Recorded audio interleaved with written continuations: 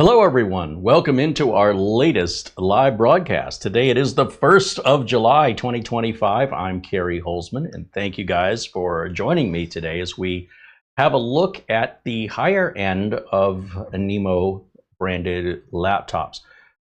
The Nimo laptop we showed was pretty unique. If you missed that review, very inexpensive, budget, easy to work on, American assembled, local American service factory, great customer support, good build quality, just one of the best values we've seen. And I guess many of you agreed because many of you have ordered it. And in fact, they sell a bare bones version of a laptop, which I've never heard of before outside of a framework. And many of you have ordered that bare bones, meaning that you have to put in your own RAM and storage and operating system. So I do think we'll probably end up getting a bare bones unit in here since we're seeing so much interest from our audience in that particular configuration, just to see how it differs from a pre-built laptop. With that, what we were looking at last time was the budget line, the entry level. And we're going to swing all the way to the opposite side. We're going to skip the middle and go right to the high end with a gaming laptop they make that's also a great value.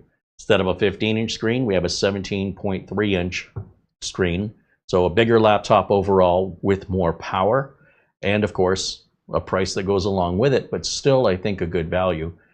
I think. We're going to find out when we unbox it here. So just a quick look at their website, give you an idea of what we're looking at today.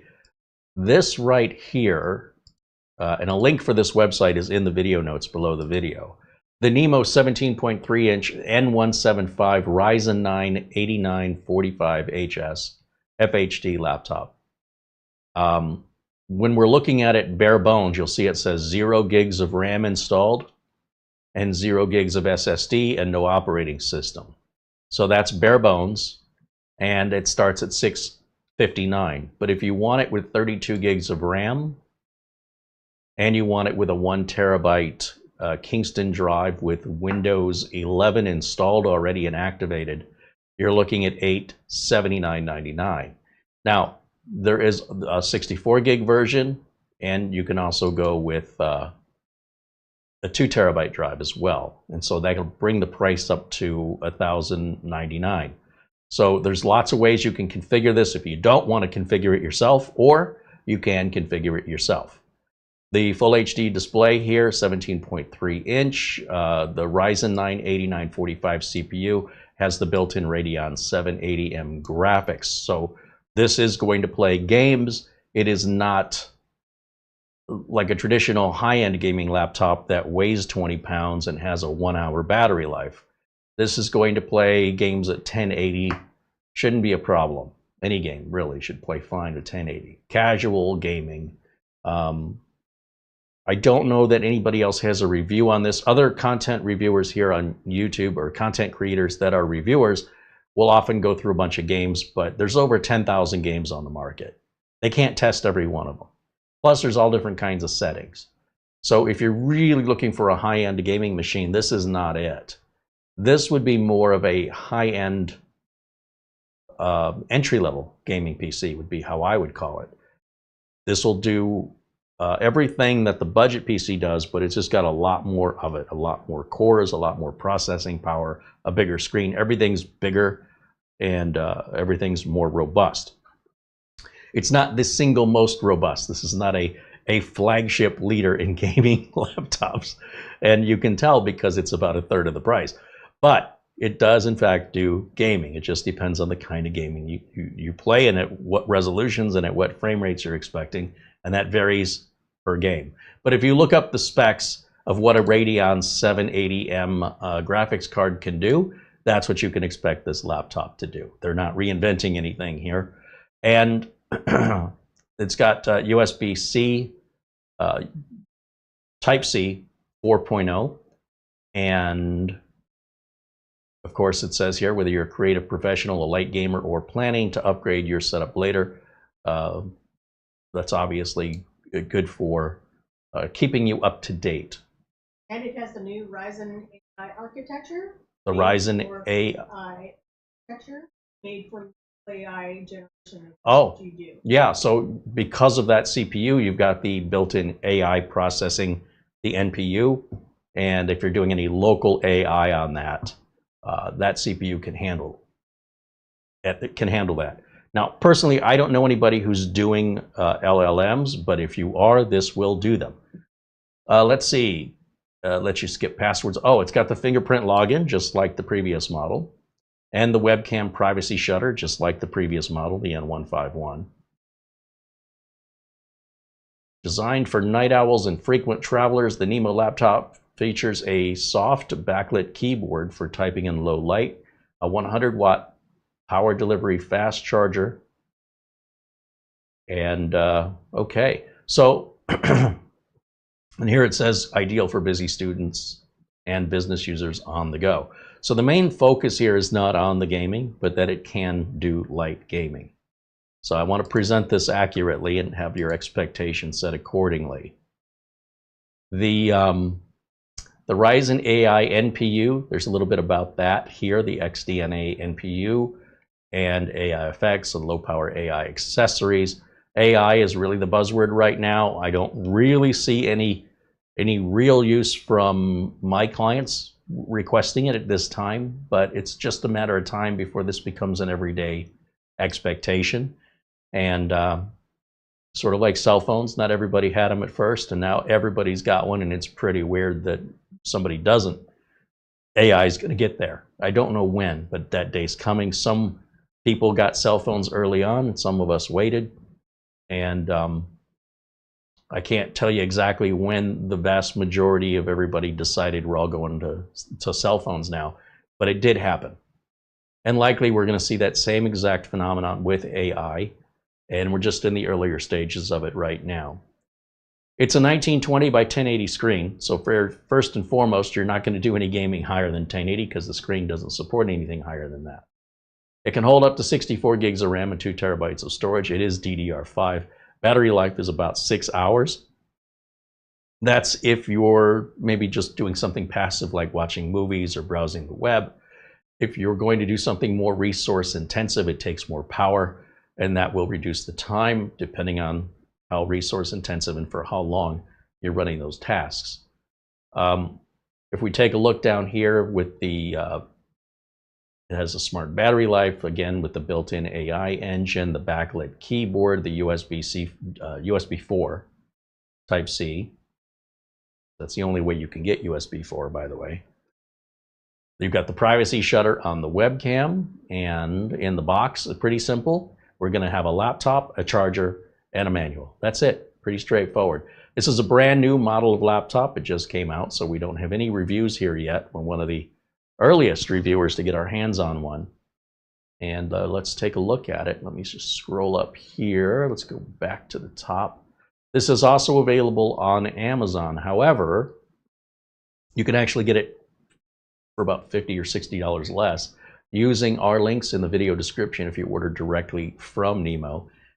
And Nimo has a 90-day return policy if you buy from them versus Amazon's 30-day.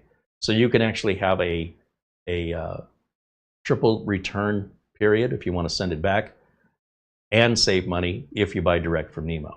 On the other hand, if you feel more comfortable for whatever reason buying from Amazon, it is available there as well, and we have the link to that in the video notes as well. So let's go back over to camera one, and hello to everybody joining us in the chat room. Dustin Fuller, Essential Working Too Hard, Eddie Casanova, Richard DeFries, Luke Greenia, Thomas MacT, and David Graham saying hello. There's Mark Gaines and Richard DeFries. I see Ben Laird and 3D Everything saying hello. Jose Lopez joins us along with Andy W6AD, John Paul Bacon, and Luke Greenia. Gary Tatum says hello, as does Iceman. Our friend Buster, Peter Laycock, joins us along with Barry Klein. Welcome in, everybody. Elijah 52 Dickens and Chris Johnson say hello. Dennis Hill says hello. Wild Soul joining us here in the chat, along with Charlie Purdy, Dennis Hill,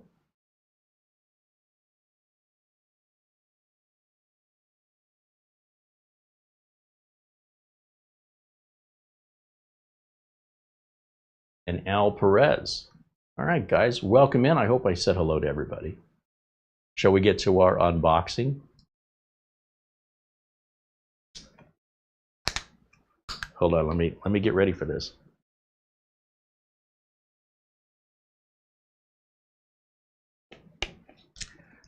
Okay, here we go.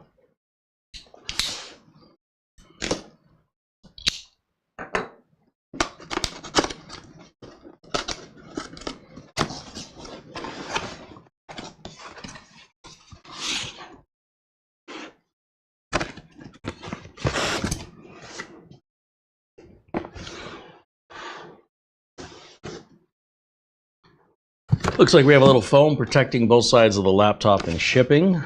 We have a small box right here. I'm assuming that's going to have our charger and power cable in there. And then last but not least, oh, this is a bit larger, isn't it? We have our laptop, documentation,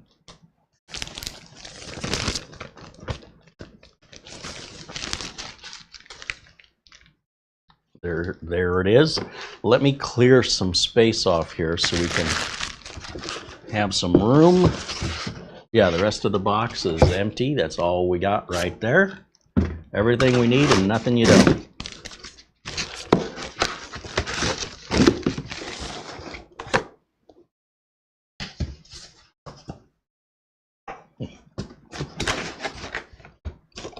Okay, just set that. I'll set it right over there. So for the laptop, Nimo, like the movie, except N-I-M-O instead of N-E-M-O. Nemo, of course, named after the fictional character from 20,000 Leagues Under the Sea, Captain Nemo. And the Nemo name comes from, I don't know, is it Latin meaning nobody? How far back you want to go to the meaning? But anyway, there's our laptop here, and let's lift up the lid and see what we got. Little protection here between the keyboard and screen that's just there for shipping. And let's turn it on. Where's the power button at? Right up here in the corner. Now, you should immediately plug these in and charge them up when you receive them.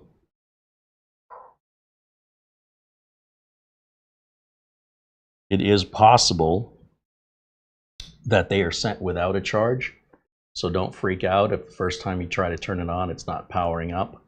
Also, as I've been talking, it took a minute for the first power on to register, so there is some charge on this battery. I don't know how long it's good for. And we'll do our first power up there. In this box, I'm assuming it's just our power brick and power charging cable. As mentioned, it's a 100-watt power brick, which is probably way more powerful than your cell phone charger. Those are usually up to 65 watts.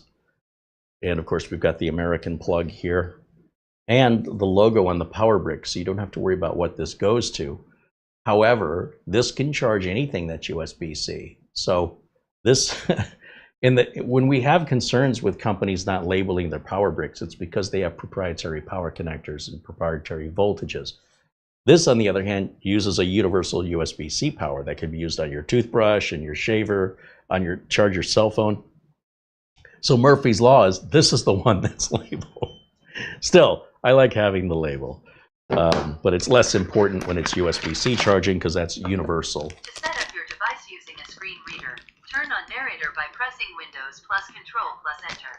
For more accessibility features, press Windows plus U, or select the accessibility icon in the bottom corner. Here's our USB-C charging cable. Push this all over here.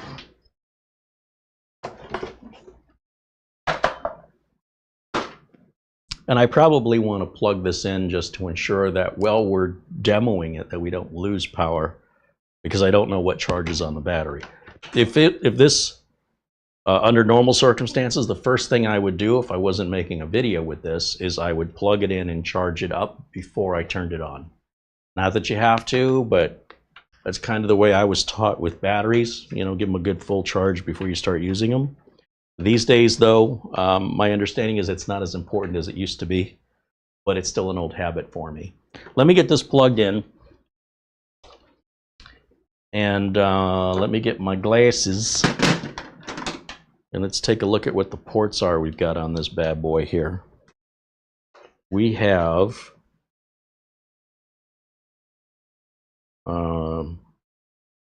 it appears there's two USB Type-Cs. I don't know if they're both 4s or not. We have an HDMI out, which I appreciate. We have a Type A USB 3. And on this side, we have a full SD memory card reader and 2 more USB ports. One is looks like USB 2, and one is a USB 3. We'd have to go back to the website to look at those speeds. There does appear to be a Kensington lock on this side if you wanted to bolt this down somewhere to keep somebody from stealing it. And you've got a headset jack, or a 3.5mm audio jack there, so that you don't just have to use Bluetooth, you can also use a wired set of headphones or microphone or headset. Up here at the top is the shutter for the built-in webcam. And I think for the charger, we plug into the USB-C furthest to the back. And I'm just going to look and see, yeah, there's an orange light that just came on right there that indicates that we're charging. So that's good. That's what I wanted to see. Now, let me plug an HDMI cable into this and I can share with you the setup here. I just have to find it on the floor. Here it is. Okay. Let's see here. It's tangled. It's always tangled. And we'll plug it in right here. I love seeing the HDMI port on the side of the laptop. Dell XPS took that away, for example, and it's the reason why I don't buy them anymore. It's one of the reasons. Let me jump over to our output to this and see if we're getting a signal. We are. Very good. Let me go full screen over here. And I have to turn it so I can see the keyboard and mouse. Okay, continue in English, yes. United States. US keyboard, no secondary keyboard. I'm going to say I don't have internet during the first setup, except, and then I'll put the username of user, enter, enter. It's quiet. All right, you know what I do here. Turn off everything but location settings. So that way we don't have to worry about setting the date and time. Windows will take care of that now and forever.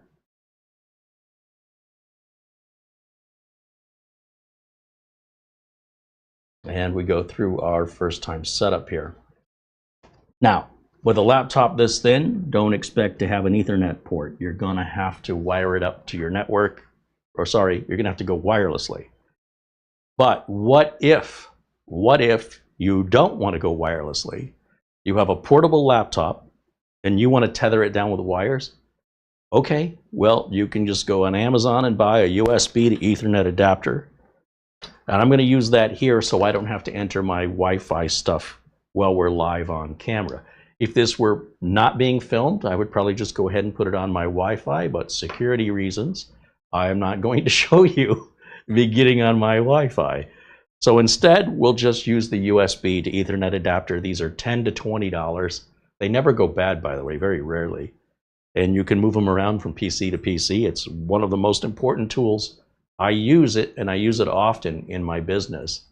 So it's a great investment for anybody who works on computers, even occasionally, for just a few dollars to have one of these in a drawer. It's very helpful for me for several reasons, and this is just one of them. So what I'm going to do, I'm going to come back over here to camera 1 for a second. Maybe. There I am. I'm going to grab my little USB to Ethernet adapter, and we're just going to find a USB port here and plug it in. And then I just need an Ethernet cable, which I have right here. And then that way I can go online and get my updates. But normally with a laptop, you'd want it wireless. That's the whole point of a laptop, is for it to be portable. And if you're going to leash it up with Ethernet cables, well, it's not so portable anymore. But if you wanted to, you can buy the adapter. But for that reason, it's not a standard piece of equipment anymore on most modern laptops for two reasons. One, the one I just mentioned, and two, the thinness of the laptop. The plug is bigger, it's wider than the laptop is thick from the keyboard to the base. So there's no room for it. Who'd have thought that an Ethernet jack or a Keystone jack would be too big for a computer? But that's how small things have gotten. So what I'm going to do, if we're going to bring you back over to the desktop here, is we're going to go over to Windows Updates. We'll go to Settings and Windows Update. And I also want to see what version of Windows this comes with. So I'm going to right click and go to System. And they've included Windows 11 Home Edition. It is 24H2. Contact information for support is down here. Our processor is the Ryzen 9 8945 with Radeon 780M graphics with 32 gigs of RAM. Down on the right corner, it is only 1:30 here in Phoenix, and this is yesterday's date. However, this will fix itself, and if we don't want to wait for that, you can simply right-click on the date and time, click Adjust Date and Time.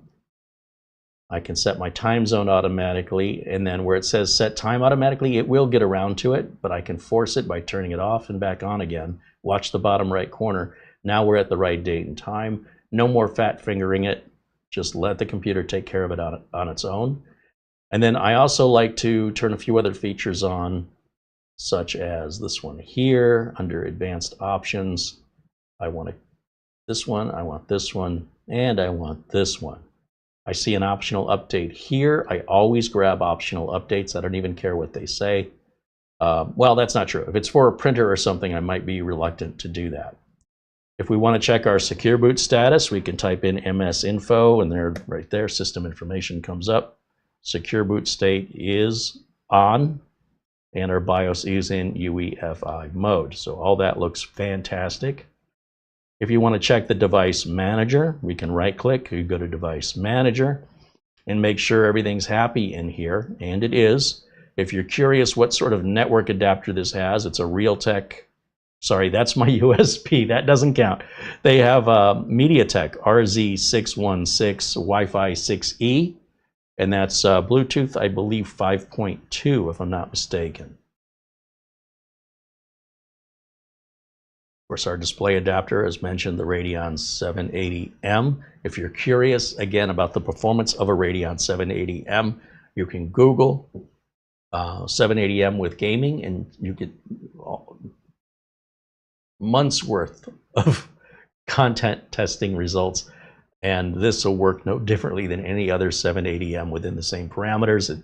They all function the same, so you should know what to expect based on that. So as this is updating, and I've taken you through everything here right quick, let's see, I don't want this to go to sleep on me, so let me edit my power settings. When I'm plugged in, I don't want the power to go off on me, especially when I'm live on camera. So while we're doing these updates at the same time, I can do these settings changes, and let's see, when plugged in, I don't want to turn off the display, maybe after 3 hours. But when I'm on battery, that's a different story. So that's fine. I'm going to leave that. And then down here, I don't like this little cartoon thing down here, and I'll type in search permissions. And as I type it, you'll see a suggestion come up, search permissions and history right here. That's what I'm looking for. I scroll to the very last option where it says more settings. And when I turn this off, this icon down here is going to go away forever. Bye-bye. Okay, so with that, we'll go back to Windows Update just so we can monitor what's going on. I can close this window because I'm done with it. And we'll let that download and install these updates. You should do this with every brand new computer, regardless if you built it yourself or you bought it pre-built. From the time it's manufactured to when it gets distributed, arrives in your country of origin, gets trucked to a warehouse, and from the warehouse in the inventory of the store, and then from the time you went to the store and bought it to when you got it, if it was shipped to you, many, many weeks can pass, sometimes months. So this thing could have been updated to the latest update the day it was made or released from the factory. But you know as well as I do, Microsoft and AMD video drivers and chipset drivers, these things get updated regularly. So the first thing I do when I get any new computer, I know you're going to be anxious to want to put it to work. I wouldn't yet.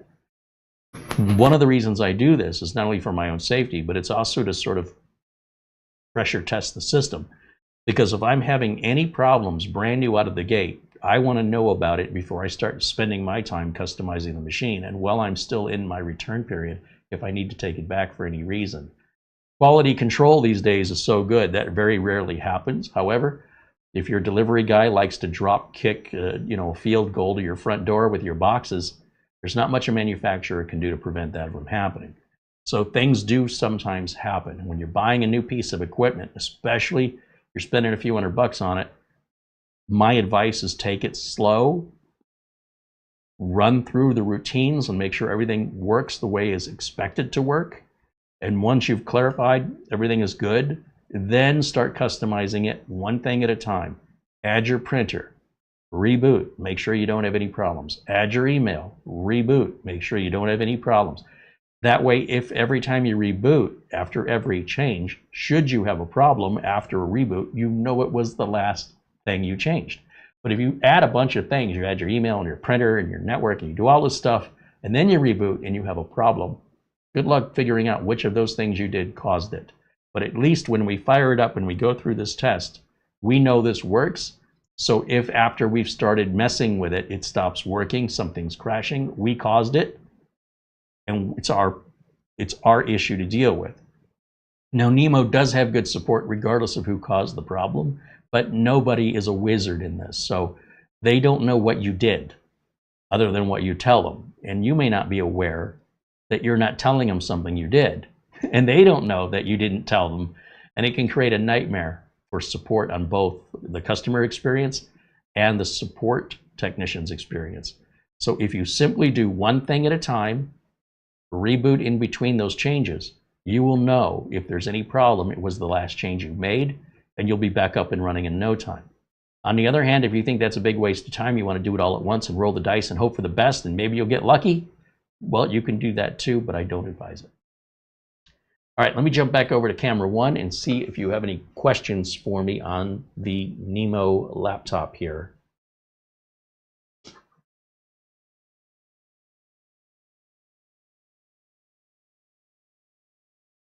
I need to scroll back to see what I've been missing in the chat.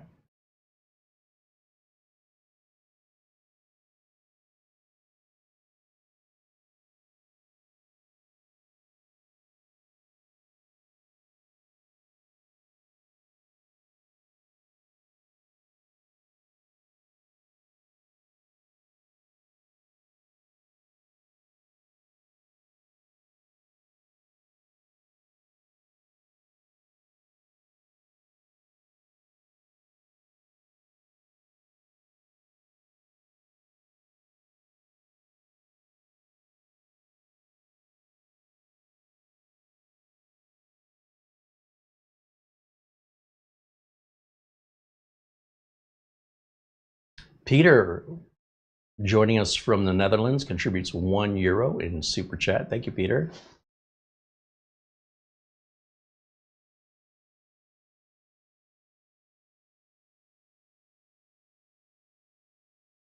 Ron Barnish joins us and says hello.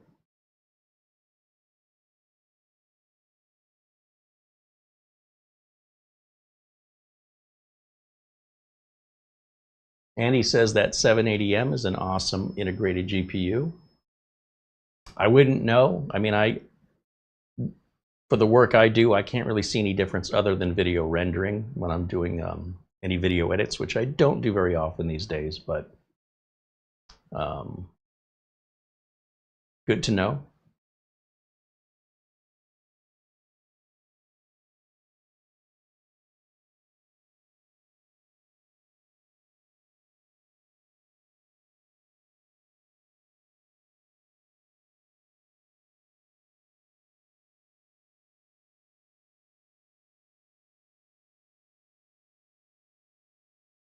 Barry Klein says, I have no use for new laptops, so for once in my life I can watch a Carey video without Carey acquisition syndrome flaring up. Still a good value, though. Still a good value. I want to look at what these USB ports are on this while we're waiting for the updates. Let me go back over to let's go back over to Nimo's website, particularly this product page, and see if they've highlighted. It should be in here somewhere. 4.6 pounds, 60 hertz refresh rate, 4800 speed memory, 17.3 inch screen. Let's see. I am looking for I/O. What is our I/O? Ultra fast charging port, dual display output, universal compatibility. Yes, yes, yes. Okay, okay, okay. And oh, maybe we got to go here. There's a return policy and a warranty. It's a 2-year warranty, by the way. Not the standard 1 year. A little bit about the RAM. And price guarantee.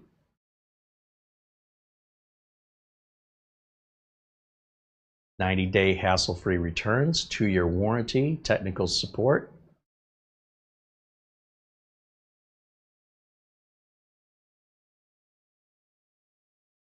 They offer a 3-year warranty to go a full 3 years. I don't think this is 2 plus 3. This is just adding an extra year for $40. And it says risk-free, which may mean, maybe, that this is a more expanded warranty. But I'm not sure.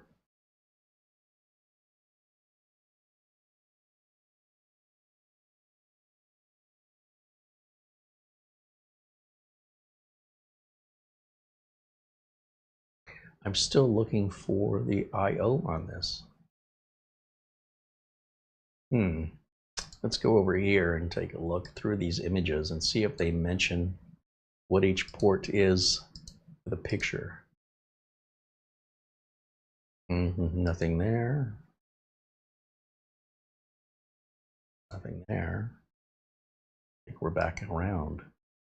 Interesting. We'll certainly recommend that they include some information on these USB ports, like a little picture or diagram of every port on the side of the laptop. Let's see if the Amazon page has that.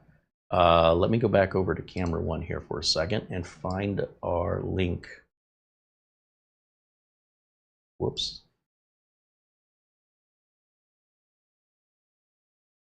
Go here, here, and over to Amazon with this laptop is $879.99 on sale. They say it's an $1,800 laptop. I don't know that they've ever sold it for that much, but for whatever it's worth, that's MSRP. And it's got 5 ratings that are all 5 stars.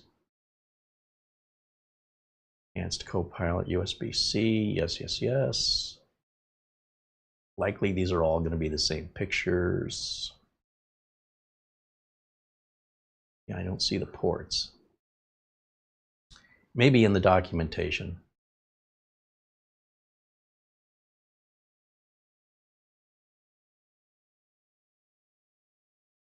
Oh, here we go. So, charging port, dual display. What's this? We know it's a super speed USB. And this one with the lightning bolt next to it usually means it supports power delivery, but they didn't really expand on that very well. 1 hour of charging gets you 5 hours of usage.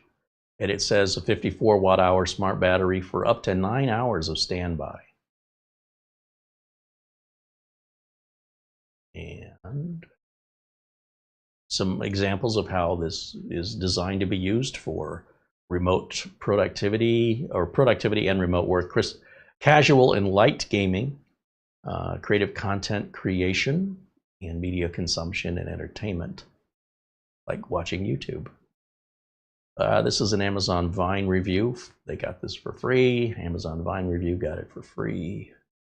Amazon Vine review. So I think there's no other reviews because it just came out and the Vine reviewers got it first. They got it early. I was super impressed. It's a little on the heavy side. This feels like the same ones we were reading before.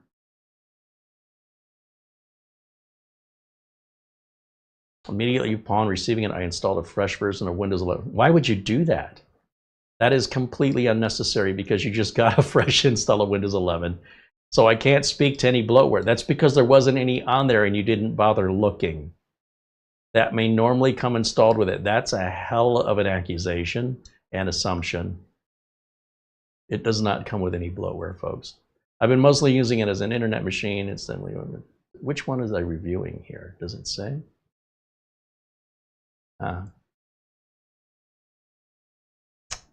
No, these are from November 20th, 2021. I don't think this laptop's been out that long, and this is an N100. These reviews are not for this product. Hold on a minute, am I on the right product page? Yeah, we're on the 17.3 Ryzen 9 8945HS. Now it says there's a greater than sign, meaning that that's better than the i9 13900H. That's what they mean by this. In case you were wondering why a completely different processor's in the list, that's a comparison. They're saying the Ryzen 9 8945HS is better than an i9 13900H. Not equal to, better than. Let's go back over to camera 1 here for a second. And let me see if our documentation tells us what these ports are. I'm specifically interested in the speed of the USB ports. They'll be 5 gig per second, 10, 20, or 40 gigabit per second. Our USB 4s should be at 40, and those Type A's could be 5 or 10. They're likely not going to be 20s. That's pretty uncommon. We get my glasses. I need my glasses to find my glasses.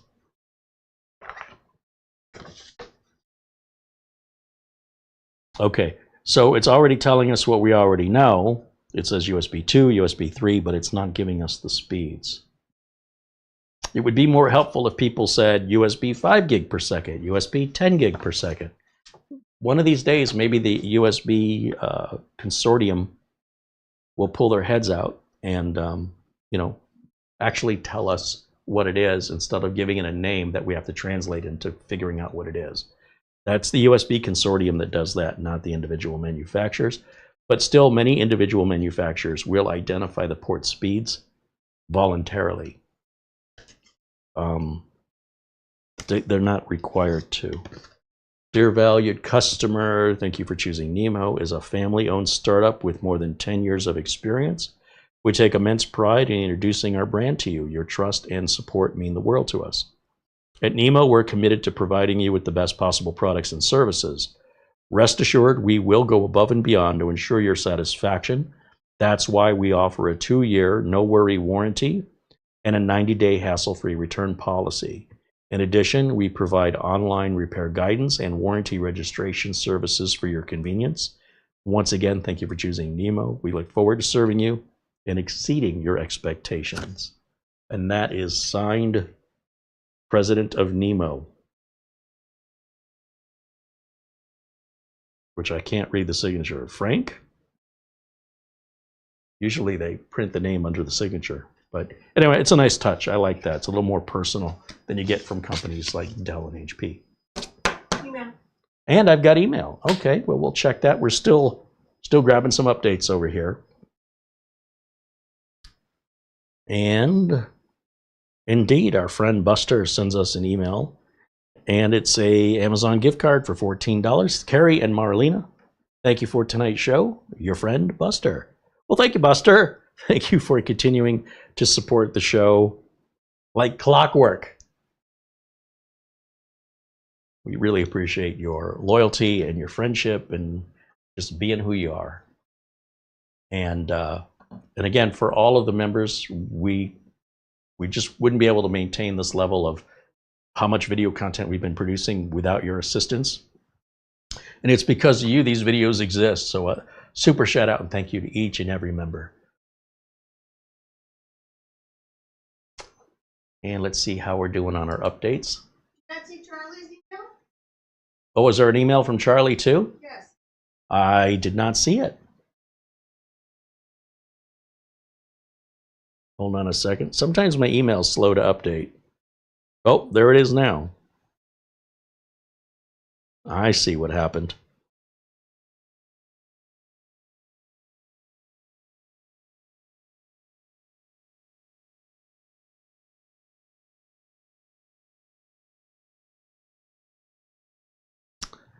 Charlie sends us an Amazon gift card. This is from Charlie Purdy. He says, I just got back from a quick vacation in Maine.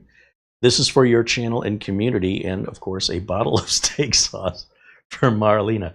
Well, Charlie, thank you so much. This is a very generous gift card, and we can't thank you enough for that generosity and that thoughtfulness. And let me go back to camera one here. Every once in a while, we have a few members that are extraordinarily generous and kind, and Charlie is absolutely one of those members. Of course, Buster and Mara Gaines and Lou Greeny and many others, and we want you to know we appreciate that so much, especially now as the economics of YouTube have shifted, and the focus is now on subscriptions, and YouTube estimates that subscriptions are going to outpace ad revenue much sooner than expected, and we will likely see most channels go to a subscription model, and the ones that aren't, because YouTube won't make much money on them, will likely be very difficult for you to be finding those channels. And YouTube algorithm will be less likely to suggest them since they don't make YouTube much money. This creates a haves and have-nots scenario what YouTube is doing. So thankfully we got aboard this early on, and it's definitely going to change the landscape of YouTube. I am looking to expand these videos into Spotify. Right now, Spotify is promising a lot of incentives to bring content creators over for video and audio. And so I've uploaded a few videos over to Spotify, and we'll see if that becomes anything. But right now, they're the only ones competing with YouTube. Otherwise, there'd be no competition. I do try and upload copies of the videos to Rumble and Odyssey, but mostly they're a backup for me because those videos get fewer than 10 views. It's so ridiculously low traffic, it's almost not worth the time. But it is worth the time to have a backup that I can always download should YouTube delete my channel. YouTube is unpredictable, and they attack content creators. Basically, it's AI that's all confused, and it just will. It's not uncommon for YouTube to accuse you of something you didn't do and then punish you for it before you have a chance to defend yourself or to clarify their misunderstanding. They are often more misunderstood, in my opinion and in my experience, YouTube is, than what they get right. It's that bad. So, they have personally attacked this channel no less than 24 times in the last few years, despite us always fighting back and always winning. They've never been correct, not once.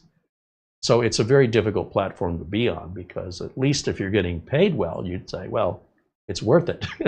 It's worth it to be harassed by the very people that are taking money out of your wallet. The more successful I am, the more successful they are. But so for them to make false accusations, and it's all done by AI, even when you go to defend yourself, the response is AI, because you'll get a response faster than any human could read your response. Just boom. Appeal denied. Nobody read this. There's no human. So then you have to keep escalating and escalating and fighting and fighting and fighting so you can continue to earn your 12 cents. It is preposterous. So I'm hoping Spotify steps up and treats content creators better and pays them better. If you want to get early on Spotify, you can just search my name there on Spotify on their podcasts and videos, and you should see about a half dozen videos from me. And I think I'll start making it a regular routine that every time I'm done with a video on YouTube, after it processes, I'll upload it over to Spotify, and eventually we'll start building up hundreds of videos over there. And then if Spotify isn't resulting in much traffic for us, well, then we'll call that experiment over. We'll leave the channel there regardless. We won't take it down. And then if it should ever pick up some steam, we can always just go right back to it. But I'm hopeful that that gives us a new audience and a better compensation and less harassment. At the end of the day, you have to decide, do you want more viewers and get paid less, or do you want less viewers and get paid more? And so with memberships, we have a fraction of subscribers that are members, fewer than half of 1%, maybe 1% of 1%. But that 1% of 1% pays better than the entirety of all 409,000, whatever it is, subscribers. So which one do you want? You know, you can be popular and broke, or you can have a more selective audience that actually makes it affordable for you to continue to do it as a means of income that, you know, isn't costing you money, but is making you some money. And I'll tell you what, if I can make Hollywood money, you know, have my mansion and my 3 Maseratis or whatever, my fancy cars, I wouldn't complain, but that's not why I'm in it, right? I don't do this for that. I do this to educate. That's why we always make the videos available to the public. But we reduce our interaction because a lot of the free public are the only ones that cause the problem. We never have any problems from disrespect and decorum coming from our members. And it doesn't come from everybody in the free viewing public, but it only comes from the free viewing public. So therefore, we are going out of our way to keep these videos for free. But if you want to interact, that is a reward to your membership to support us here. And if you want to go back more than 12 months in our video archive, you can't do that without a membership. And then we have members only Mondays. So members get all these benefits. Free viewers have no idea what they're missing because they'll never see that members only content, such as what we did yesterday. They'll have no idea. So it's just my way of showing my appreciation back to the people who feel this content has value. If you're watching for free and you're not supporting it, it obviously has no value to you. You could come, or the channel could come or go, you wouldn't care. That's fine. That's fine. I need to understand who to focus my attention on. Clearly, the people that support me, I'm going to give them more attention because I want to return to them what they're giving to me. If what I'm getting is nothing, I'm probably going to give nothing in return. So that's sort of the situation we're in right now in July of 2025 as a content creator in YouTube. So these days, if you're not getting 100,000 views on a video, yeah, you really need support from your members or from viewers, without which it's almost impossible to sustain it for any period of time before you just run out of money.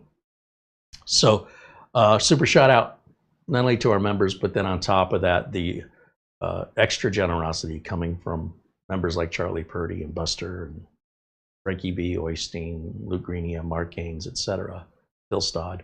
All these guys are amazing.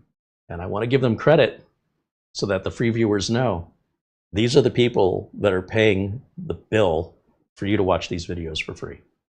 Your view isn't creating any value as far as any revenue. For me, I have to have, like I say, 100,000 views to earn anything, you know, fairly decent and acceptable. So if you're 1 view out of 100,000 and you're like, hey, I did you a favor and gave you a view, I hope you got more out of the content than you gave me in return. That's all I gotta say. And we didn't start YouTube this way. We started YouTube this way where the views did have value, but YouTube has changed. So we're just trying to stay afloat, and these are the challenges we face. Anyway, I'm just stalling here anyway. We're waiting on a couple of other updates to finish up here.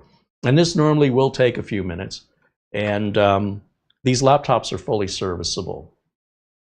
Just like the last Nimo laptop, you're just going to use a small screwdriver. You open this thing up real easy.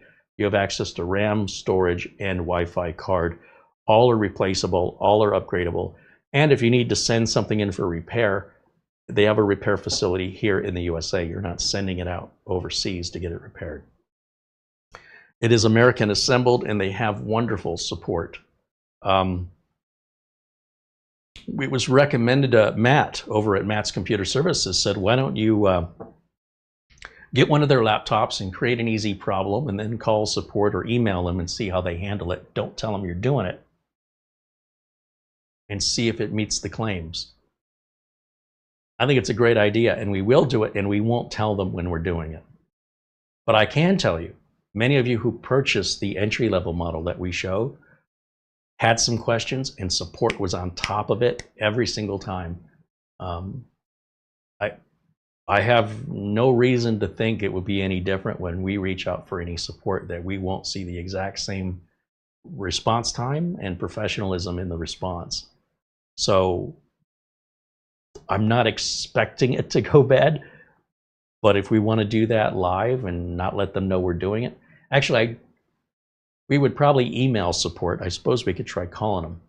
I usually like to email support personally, and I like to do that for a couple reasons. One, I don't necessarily want to push a bunch of buttons, you know, to push one for this department, push two for that. The next person will be with you shortly. I don't want to go through all that. And then sometimes when you get people on the phone, they can be hard to understand. When I deal with a message in email, it's my preferred way just universally, because I can do that at 12 o'clock at night. Usually support is not open 24/7 for phone support. Some companies it is, but I don't want to look up each individual company's hours of operation. So I just send an email at my convenience, hit send. I'll do that typically at night. I go to bed, I wake up. Usually the next day I have a response, typically.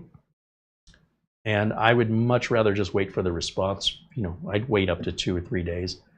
If I don't get a response after 2 or 3 days, I start getting angry. You don't want to see me when I'm angry. And Nimo has been very fast on the responses we've seen, and very professional in their responses, very clear.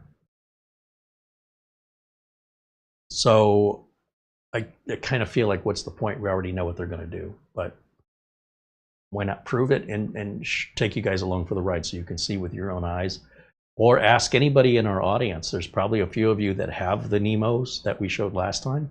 Ask them what they think. I don't know what they're going to say, but I got a feeling I know what they're going to say. Let me go back over to chat room here. You guys have any questions for me that I can answer while we're waiting for these updates? We're still at, one update's installing. It's about 30% done. Once that update's done, the last one will install, and that's a big cumulative update. Then we can reboot, and we can begin any testing that we want to look at the BIOS, or we want to run Crystal Diskmark. We can do any of that, and we can even open the backup and take a look inside. Jim Kenny says hello. Welcome in, Jim.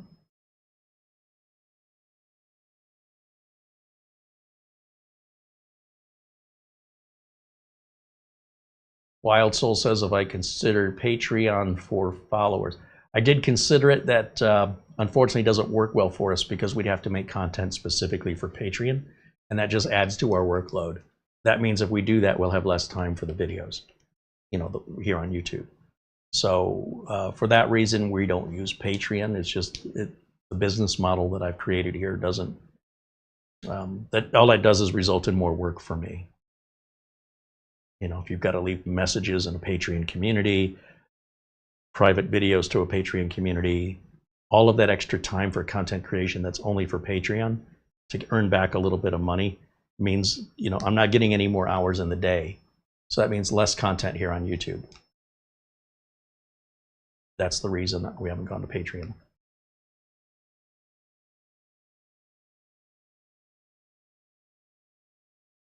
Our friend Buster is going to bed. It is late in Scotland, where he's watching from. And did I miss his weather report today?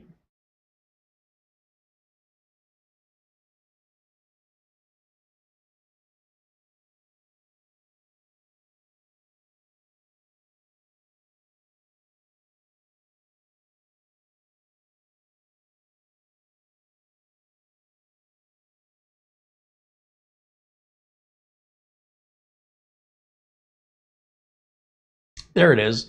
Buster says, hello, Carey and Mara, everyone in the chat. All the best from Bonnie, Scotland. The temperature in Edinburgh, 56 degrees Fahrenheit. That's 13.3 degrees Celsius.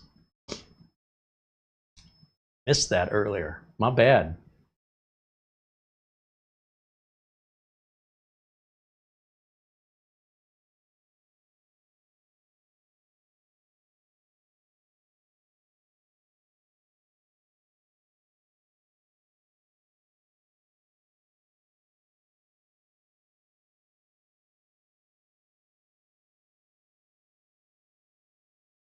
So I don't see any questions on the laptop in the chat room.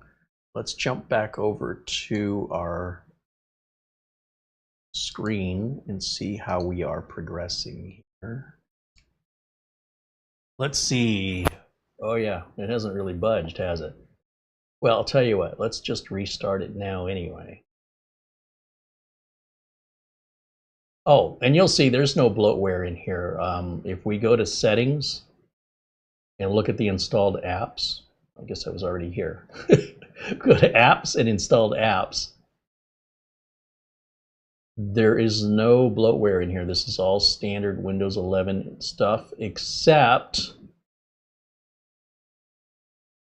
you see all these Office 365s that are in a bunch of different languages. I suppose we could consider that bloatware in that you would only need one of those. And I'm not quite sure why Nimo is putting on how many copies of Microsoft? 1, 2, 3, 4, 5, 6, 7, 8.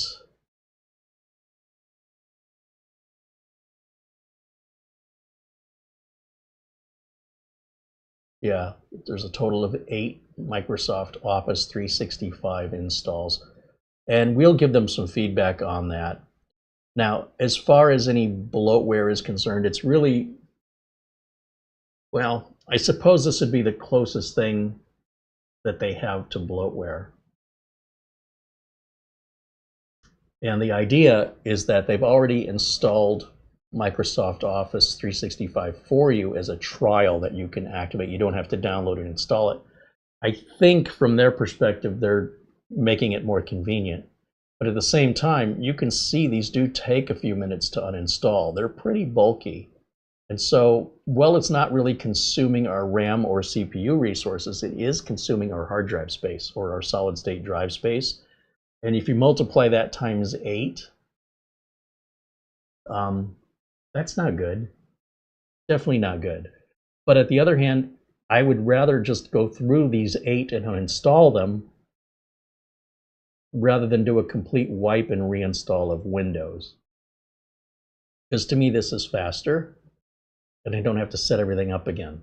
So that appears to be the only sort of, we'll call it bloatware, but it's not like Norton or McAfee or any of that other third party. It's coming from Microsoft.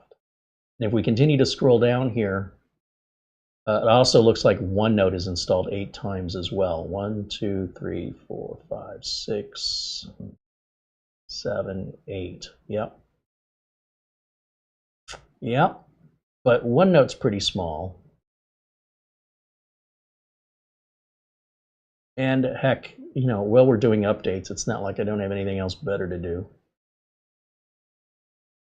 We're still doing updates in the background while I am going through deleting all of these copies of Office. Like I said, we're going to give them our feedback on this. We'll let them know we don't like it. We understand why they did it, but most people would prefer to have their hard drive space used in a way they want, not in the way the manufacturer wants. But I do appreciate it's not a third-party application they're putting on there. It is from Microsoft, so it is a clean uninstall.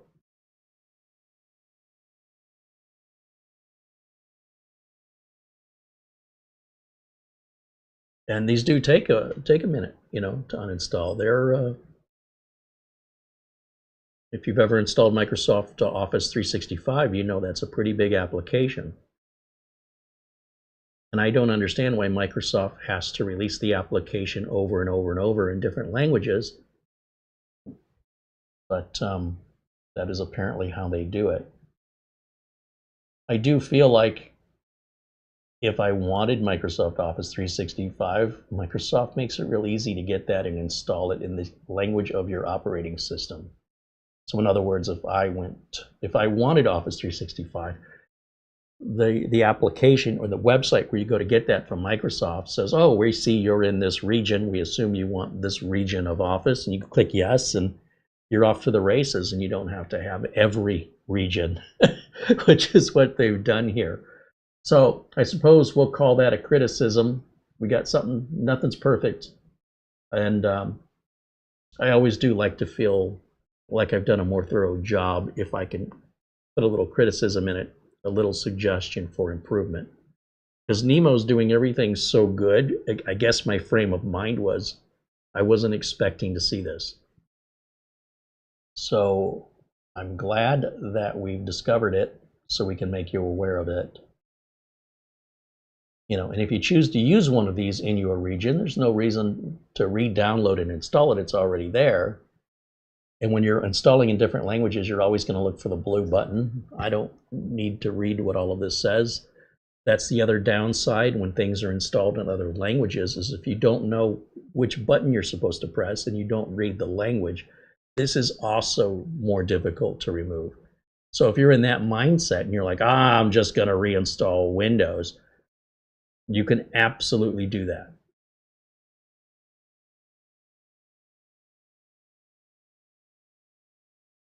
And then what you would do is if you needed any drivers for anything, Nimo has all the drivers you would need if you wanted to do your own reinstall. They're really good about that.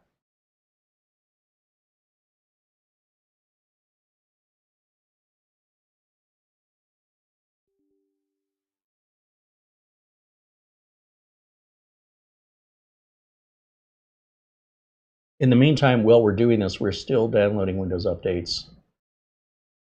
Still going on over here.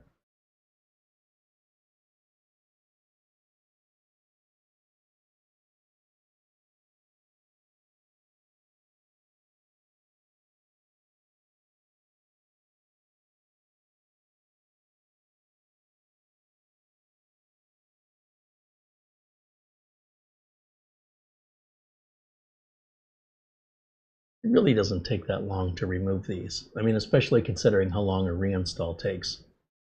6 of one, half dozen of the other.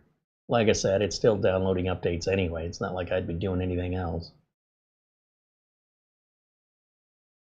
But I would prefer if they weren't there to begin with.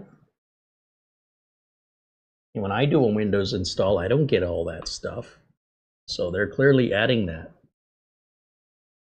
And I'd prefer they didn't. What do you guys think? Is that a feature or a bug?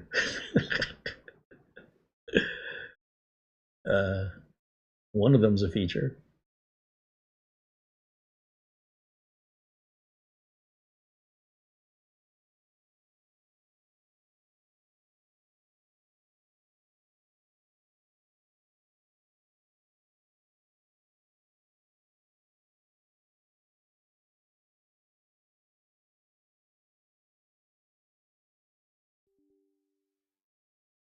Now, if you were to order a bare bones version of this laptop and put your own RAM and storage in it, you would also put your own Windows on it, or Linux for that matter, whatever you want.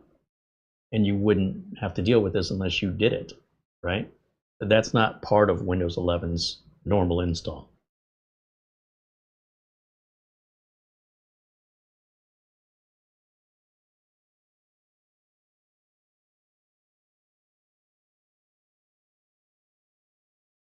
And I can certainly understand the confusion and uncertainty from an average user who can't read what's happening on the screen and why they're seeing different languages on a laptop they bought in the United States.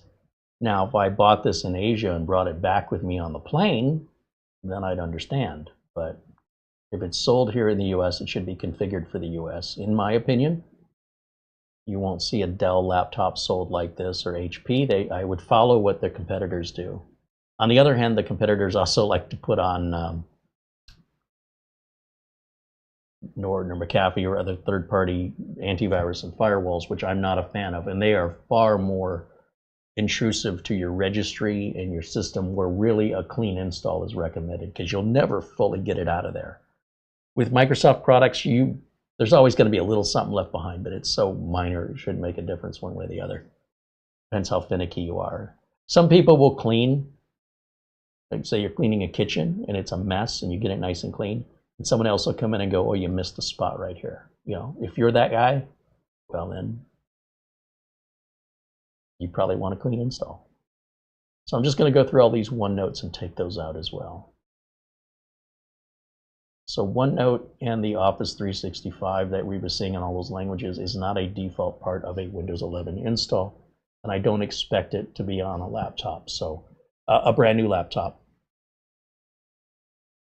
So we will give them our feedback, and maybe they'll change that, maybe they won't, but we'll certainly let them know our preferences on this.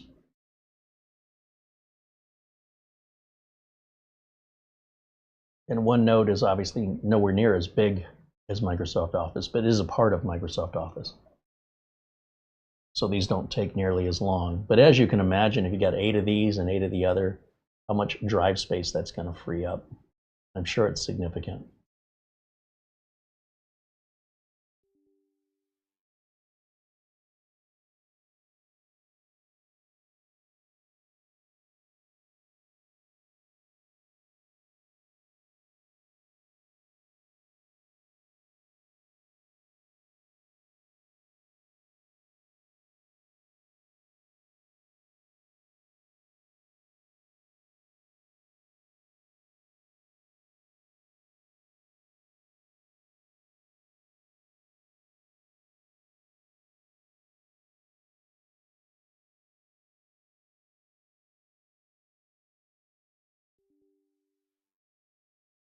Yes. You have email? I have And email. We are at some point going to visit Barry in person. We're going to visit Barry Klein. Because he's hilarious. He's my favorite person. He's your favorite person. He's You don't get to pick so favorites. Makes me smile every day. Yeah. What do I do? Make you cry? Sometimes. Want a tissue? Teacher's pet. All right, we're just going to get a few more of these here. Let me kick this one off and I'll check my email.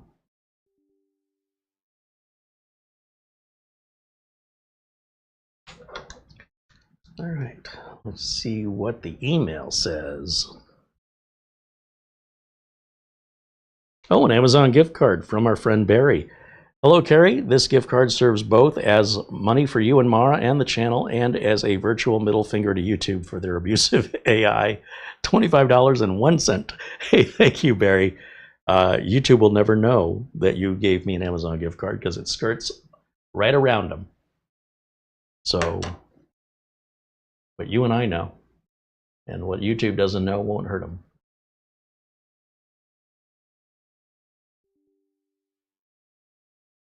It's not against YouTube policy or anything like that. So it's not like we're rebels or anything. We're just using an alternate method that skirts around them, and it's completely allowed.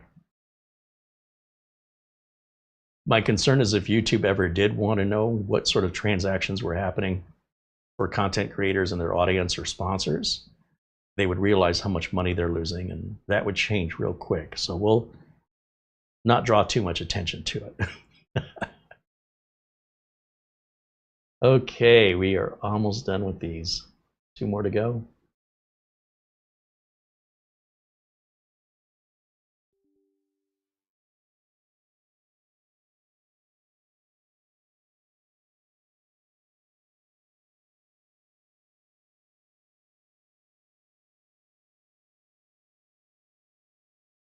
I also don't think this one here, this mobile plans, I don't think that should be in there. That's for like tablets or things where you could have a SIM card to have cellular access on a portable device. I don't think this laptop has that ability, so I'm not quite sure why mobile plans is listed. That should not be in here because this laptop would not support that. So I'm going to take that out. But that's tiny little nothing. That's really no big deal. But this last one here, this will be our last sort of bloat. I'm also not a fan of Microsoft Teams, and it's not uncommon for Teams to be a default part of a Windows install. So I expect Teams and OneDrive and News, that's all part of Windows, that's fine. And again, they're really small, so to remove those only takes a second. They're not really bloat.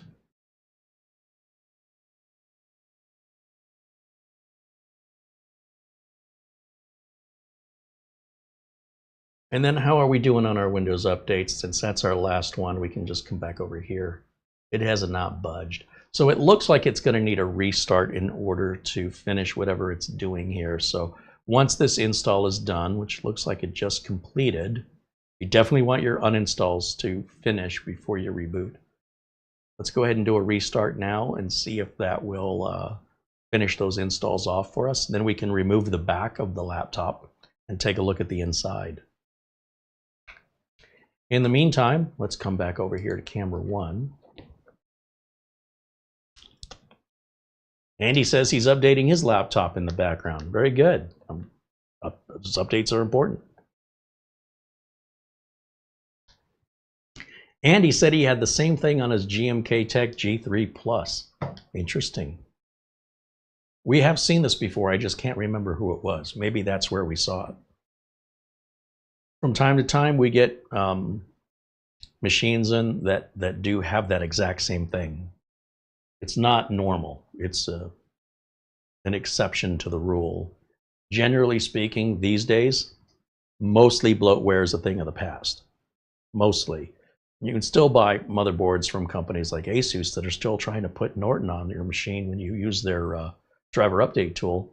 I think MSI, there's a couple of them, they'll try and sneak it on there. So even building your own, if you're not paying careful attention, using the driver updater from the board manufacturer, you could end up with Norton or another unwanted third-party app, not just the drivers, which I find to be sneaky and underhanded personally. Not a fan of that. We've rebooted over here. Let me jump back over. And it looks like it's loading a driver just as I switched over. So that should come back in a second. And I'm not going to go back to Windows Update right now. What I want to do is grab my utilities flash drive here and plug it into one of our USB ports.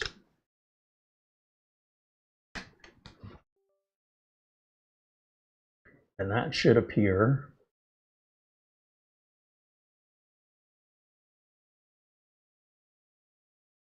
There it is. And there's a few things I like to, verify and test on a new machine, whether I built it or I bought it. And it's going to be the CPU-Z application, the VLC media player to replace Microsoft's media player is my preference. My Windows 10 optimizer, I like to run that on Windows 11. It works just as well. The 24H2 network browsing fixes that are a result of recent security updates. There to protect you from the bad guys online. It's not there to harass you. They're pretty easy to implement once you know what you need to do, if you even need to do it. We've got hardware info and Crystal Disk Mark and Crystal Disk Info.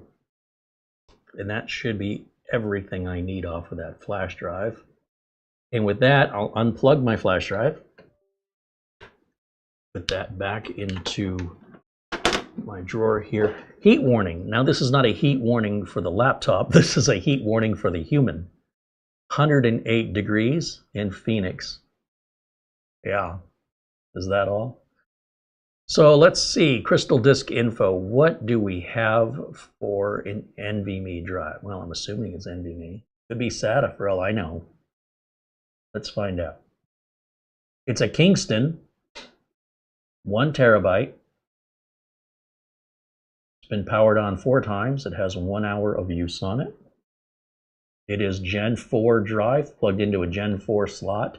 So I'm expecting about 5,000 megabytes per second data transfer on that. So let's run Crystal Disk Mark Portable and see if we get that average. Should be somewhere around there. Let's do the full testing suite and see what kind of numbers we get.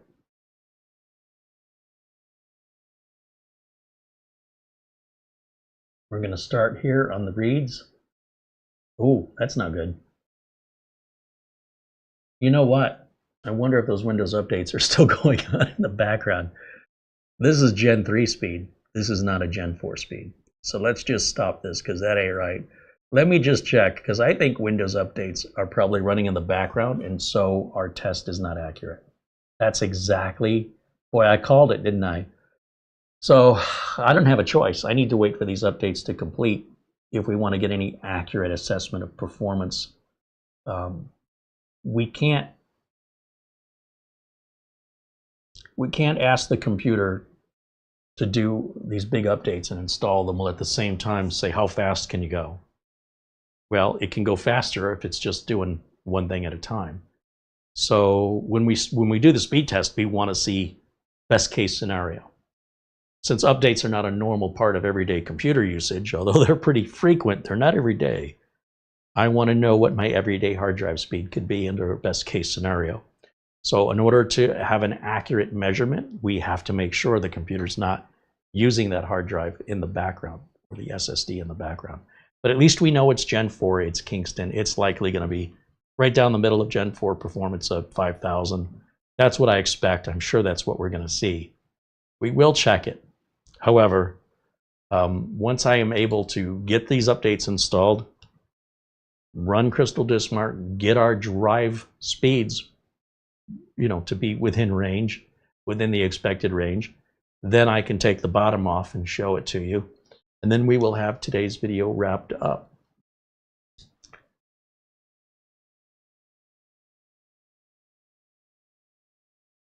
And of course, if you have any questions for me regarding the laptop, feel free to ask. I will do my best to provide an answer. And I think we are going to reach out to Nimo and ask them for a diagram of the ports along with the speed of each USB port. So if that's a USB type A, USB 3, is it a 5 gig per second port? A 10 gig per second port? If it's type C, is it a 5, 10, or 20, or 40? It should be 40 if it's USB 4. So I will recommend to Nimo that they include sort of a diagram of the ports on each side with a little line underneath that says that's what this is, and I would hopefully see that on their website. They've left this information out. I think it's an oversight. Just make them aware of it. It'd be nice to know when I'm shopping what these ports are. Just telling me it's USB isn't good enough. I need to know the speed of each port, the maximum speed of each port. And then what else?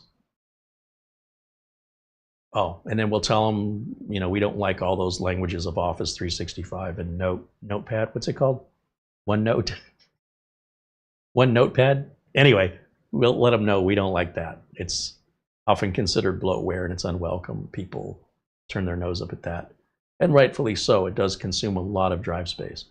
We could, in theory, we'd have to do it off camera, restore the original image back on this, see how much drive space it takes up, take all those copies of Office and OneNote out, and then see how much drive space we have. See what the difference is. You can get an idea of just how clumsy that is. But we are installing right now. The big cumulative update looks like it's about 47% of the way there. So at least it's progressing. Whereas before it seemed stuck, it needed that reboot. And that's a Microsoft Windows thing. That has nothing to do with the laptop.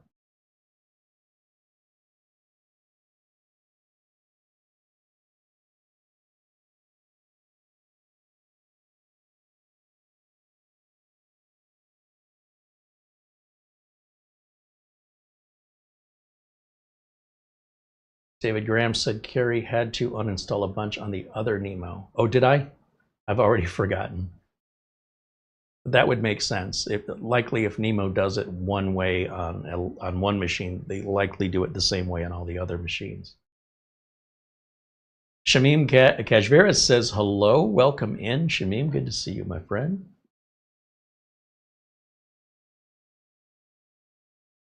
And let me just jump back over here.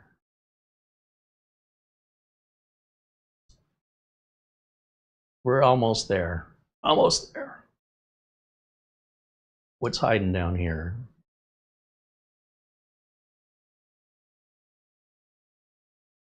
Oh, lots of good stuff is hiding back there, like our security settings.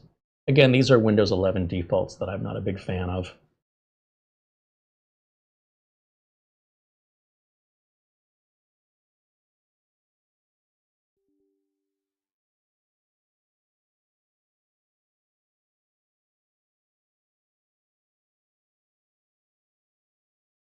And what I'll do is I'll right click on the taskbar and go to taskbar settings and then click on, well, I don't want task view and I don't want widgets on. That's just my personal preference.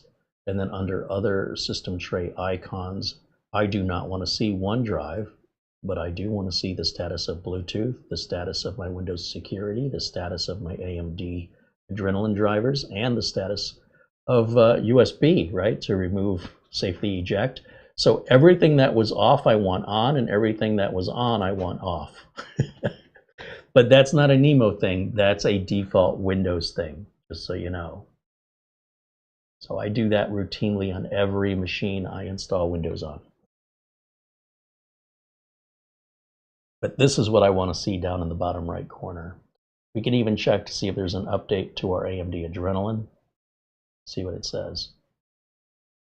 Give it a second. It says 24.7.1. Check for updates. And there is a new update here. This is a very important update for performance, especially if you want to use this for gaming. Let's go ahead and download that. Now, we may not be able to install this while we're installing a Windows update. These are two pretty serious updates in my opinion, and in my experience, you are best doing them individually. So we'll just go ahead and download it. It's ready to install, and let's just leave it there for right now. And let's complete this install because this is a massive cumulative update. And I don't want it to interfere with that big AMD Adrenalin update. If it was just an antivirus update or something little like that, you could do both updates at the same time, but I don't want to risk it here. So we'll just do one, reboot, do the other, reboot, then we can run our hard drive test. Then if everything turns out okay, shut it all down, open up the back and see what it looks like inside, what it's like to get into, and determine how easy it is to work on. So this is a waiting game at this point as we wait for the install to finish. As I mentioned, that is a big update, so it will take a few minutes.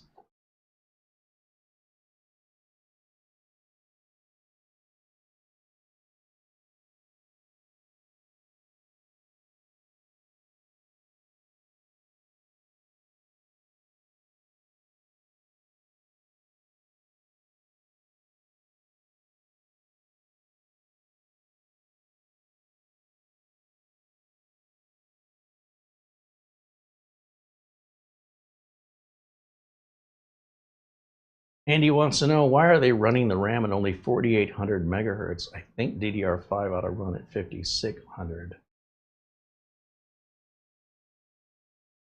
We'll take a look at the RAM. It may only be 4800 megahertz RAM.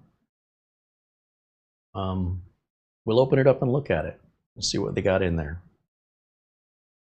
Again, they do sell a bare bones model.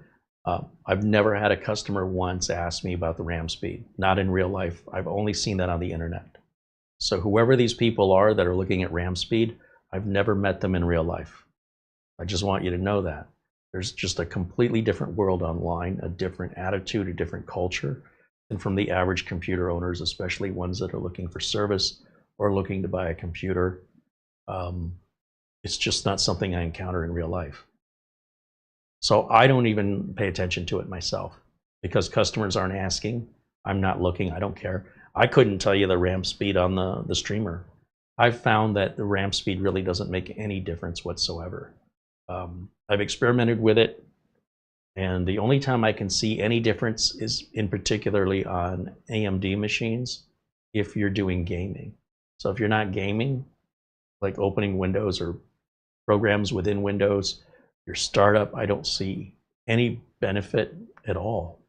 It's like all psychological. People see a number and they immediately react to that number without actually reacting to speed or performance.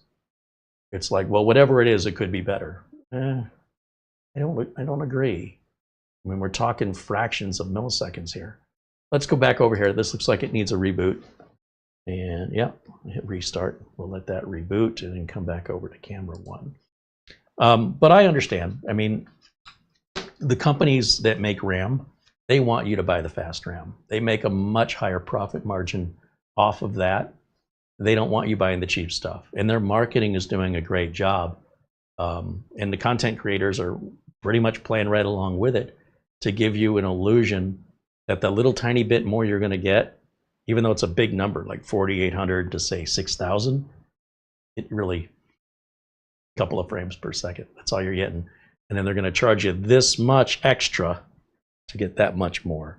So you lose your value on high-speed RAM. And if you actually are, very intolerant to anything less, and you've got the wallet to be that intolerant, to have that kind of demand, I'm not here to tell you not to. I'm not here to tell you it's ridiculous. I am here to tell you that this is not a normal consideration that I encounter with customers. And I don't think people shopping at Best Buy are looking at RAM speed. Overall, there's a few who will, but overall customers are, how much RAM does it have? At the end of the day, that's really what matters. How much do you have, not how fast is it? Sometimes faster RAM speeds result in a slower CAS latency. And so while you're speeding up one thing, you're slowing down another. And it's just something most content creators don't cover, is the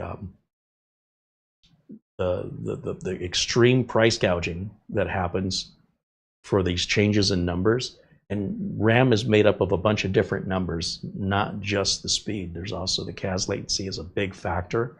And I'm trying to think what the other numbers are called, but there's a whole series of numbers that all relate to speed.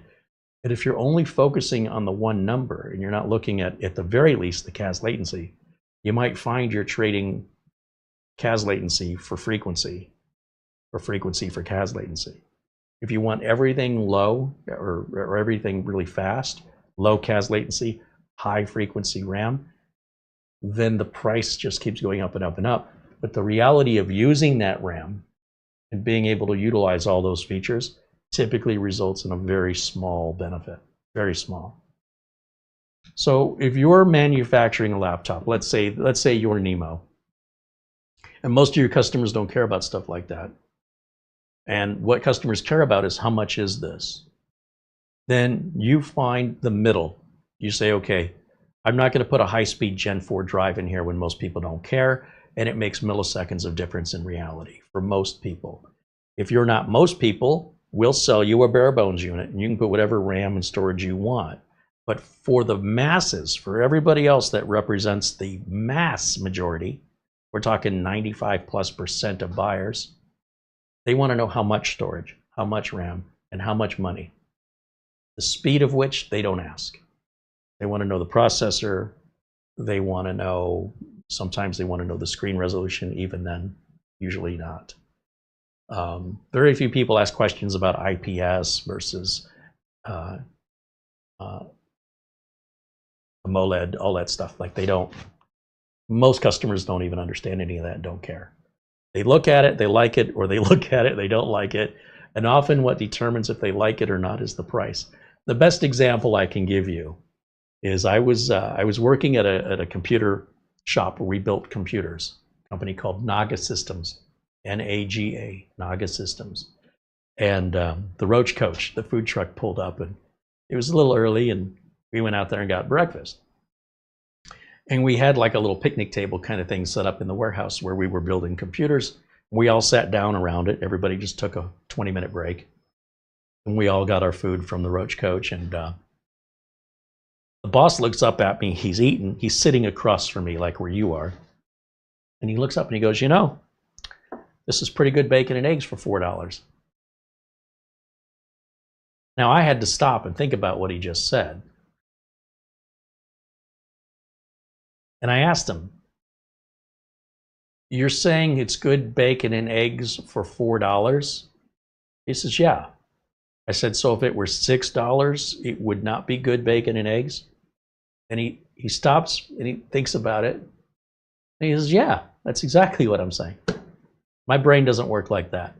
I like it or I don't like it. If I like the bacon and eggs, I will still like it, whether I paid $3 or $6. Whether or not I think it was a value, and maybe that's what he meant. Maybe he was referring to value, but the way he said it, and what I heard was, it would not taste as good if it cost more. Are you putting the money in the eggs Are you getting? Are you tasting copper? I don't understand. So in much the same way, when people are shopping around for computers and they're looking at how much RAM, they're very rarely ever looking at the speed of the RAM.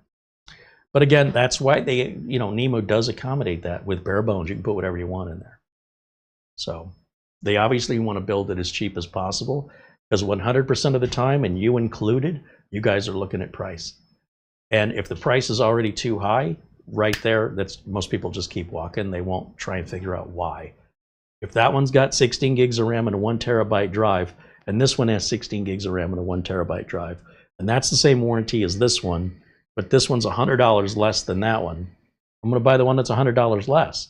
They don't understand why. It doesn't occur to them. And even if it did, they'd say, well, I don't need that. I'll never notice it. Or they'll ask, would I need faster? Well, no. Well, who does? People who think they do, mostly. What does that mean? Well, it's mostly a psychological purchase. But for some people, they'll swear up and down it's better. And I'm not saying it's not better. I'm saying for what you're paying, value-wise, it's a hell of a money grab from the manufacturers. I don't blame the manufacturers' marketing, convincing you guys to buy that stuff just to see a little teeny tiny return. There's no value in that. There's also no value in Ferraris and Lamborghinis. Maybe as an investment you can sell later, but you can buy a similarly horse-powered car like a Corvette for a fraction of the price. They probably have a better warranty too. That's my views on that. Let me run Uncle Carey's Windows 10 optimizer here. Let's get that done and out of the way, because that'll need one more reboot. So we'll run that real quick, and then we'll restart the computer, and then we'll go back to Crystal Disk Mark and see if we get a more accurate speed test.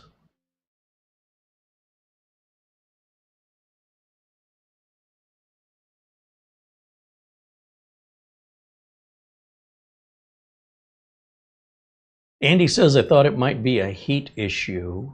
There really aren't heat issues mostly with computers. That's mostly, again, I don't know how to explain this to you, but it's almost like there's Earth and Mars, and people on the internet overall are existing on Mars. And they're having problems Martians have. But here on Earth, we're not having those problems. But that's all the Martians want to talk about. And here on Earth, I can't really understand the point of this conversation, because I'm not having any of the issues ever, or very rarely, not enough to make a big discussion out of it. It's an anomaly when heat issues happen. It's all consumer grade equipment, so you're not dealing with experimental research and development that maybe it'll overheat. This is all Tonka toy stuff, really. This is not the delicate electronics that go on in development in the skunk works of companies. This is consumer grade. This is ready to eat. I don't understand the fascination with all of the technical eggshell walking. There's no eggshells on consumer-based electronics. It's pretty well bulletproof. And there'll always be some exceptions, but the way people talk on the internet is, you would think this has been a constant issue, and yet here I am working in this industry over 30 years, and I can count on two hands how many times I've had a heat issue in real life. It's from overclockers and enthusiasts that aren't using the equipment the way it was intended, so they're having problems that the rest of us wouldn't have, because we wouldn't do that. But it's weird to me. RAM speed and heat, it's just not a thing that exists in what I will call my world, which I'm going to call Earth, versus what I'm going to call the internet world, which I'm going to call Mars. I'm not denying the Martians have these issues. I'm also explaining that there's fewer people on Mars than there are on Earth, so my focus is on Earth. I'm not there to represent Mars, but most enthusiast channels are. So if you're watching these enthusiast tech channels, they're by the Martians and for the Martians, which is a small group of people. My channel's by the Earthlings for the Earthlings, And so when these two worlds collide, I am dumbfounded. I don't have these problems here on Earth. And of course, I'm using Earth and Mars as a bit of an exaggeration to separate how far apart these two virtual worlds are between the online communities and content creators and the actual people doing the work in real life. And the real customers, the average customer that isn't watching YouTube videos and being influenced by all this nonsense. But to me, it's nonsense. It could be entertainment for others, but when you follow it thinking you're actually outsmarting the engineers, there's usually consequences, and heat can be one of those. But normally heat's not an issue. So I don't think they did it for heat issues. I think they did it for cost issues. All right, let me go back over to Crystal Disk Mark Portable. And let's see if we get better results this time around. We'll run the full test suite here.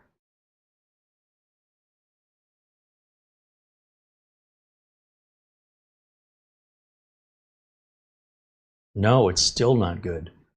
So something's wrong. This is still Gen 3 speeds. We know we have a Gen 4 drive and a Gen 4 socket. So unless something else is still happening in the background, let's see. There's another update. Let's grab it. Also, a driver can cause slow performance. So I definitely want to also do the AMD driver. And then we'll run the test one more time. I think if the test continues at those test results, those lower speeds, Kingston did have a bad batch of drives. And most people would never know it. Only the people that run the tests would see the numbers. Like, I can't tell from using this computer if it's running at 3,000 or 7,000. I can't tell. So I would never know there's a problem, that something's not right. But I can tell you we have seen this problem with other manufacturers. And in those cases, they had to replace the Kingston drive. And they did replace it with another Kingston drive. So it's not that all Kingston drives are affected. But that's what we experienced from other manufacturers. And I'm wondering if maybe it's more of that. But it's definitely not Gen 4 speeds. So still, we want to make sure we get all our updates, and especially that AMD Adrenalin driver, because that could definitely impact performance. So we're going to give it the best, most thorough test, make the scenario as optimized as possible, and give us, give that every reason to run the speed it's supposed to run.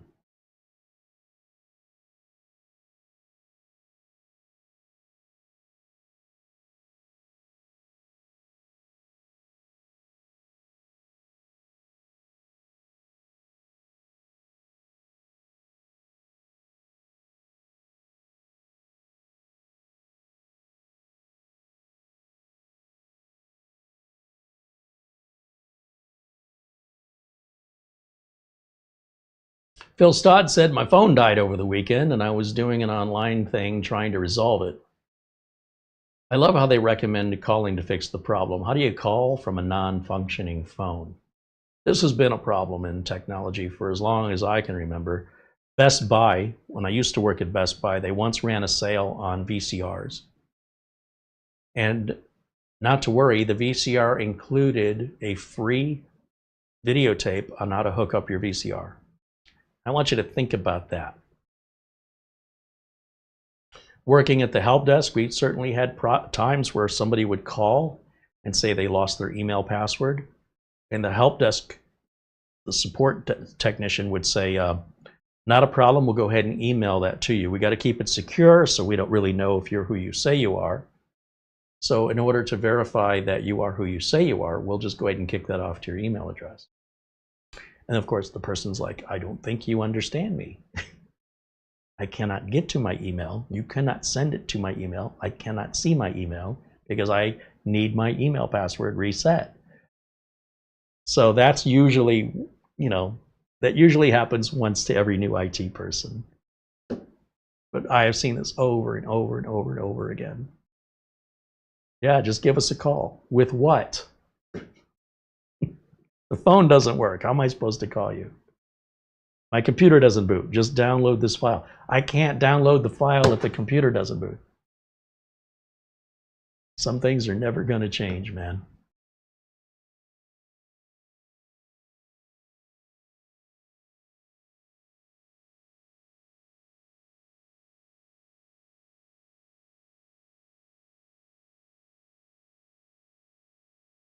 So right now, we're finishing this install 32%. Then it's likely going to want to reboot. And then we'll do the AMD Adrenaline update. That'll probably want to reboot. Then we'll do Crystal Disk Mark. And we'll see if that makes any difference whatsoever.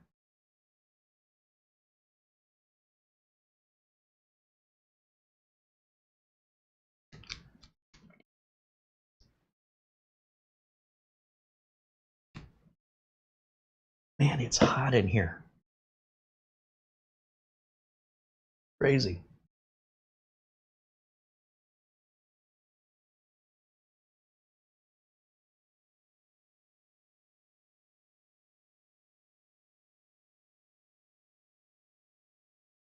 Phil Stott is mentioning when he indicated to the AI bot about not being able to use the call function, it just responded, "Good point." If you ever think you're talking to an AI and you're not sure, just ask it when its birthday is. When's your birthday? See what the response is. That'll usually, I think that'll usually identify if you're talking to a human or not. I mean, in this case, it sounds like they were upfront and transparent that you were talking to AI. Sometimes you're not quite sure.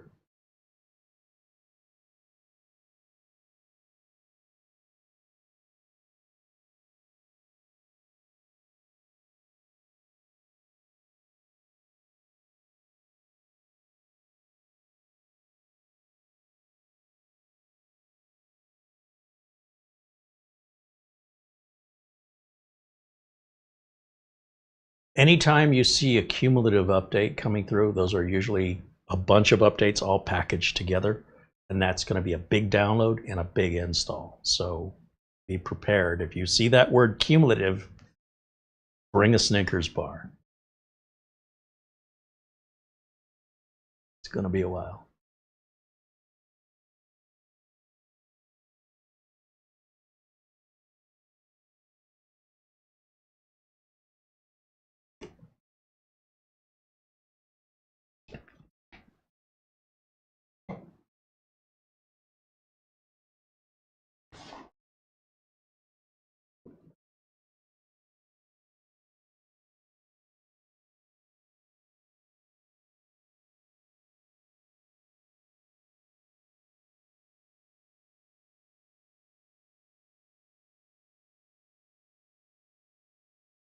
We're getting there.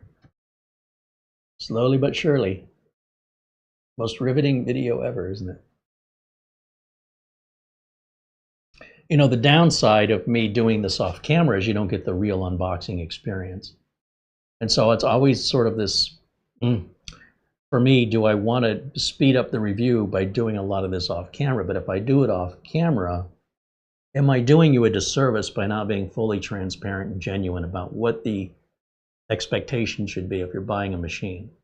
Since we do everything live, unscripted, and in real time, it might be something you roll your eyes at or you don't like, but that is the world we live in. And for me to take that out, which as far as I can tell, every single YouTube video omits that. It'd be like you wanted to tell somebody the story of your life and you wanted to skip past 20 years. I'm sure there's very important life-defining moments or personality-defining moments that are critical that you just skipped over and omitted. And so the listener or the one you're telling your story to wouldn't know that information was missing. And so what you'd be telling them is an edited, incomplete story. I would rather give you all the information and not sort it at all. This is just all of it in real time as it's happening. And that way, if you choose to buy, say this laptop, for example, you already know what to expect with regards to all those Office installs, You already know they have good support. You already know there's going to be updates and they're going to take a while.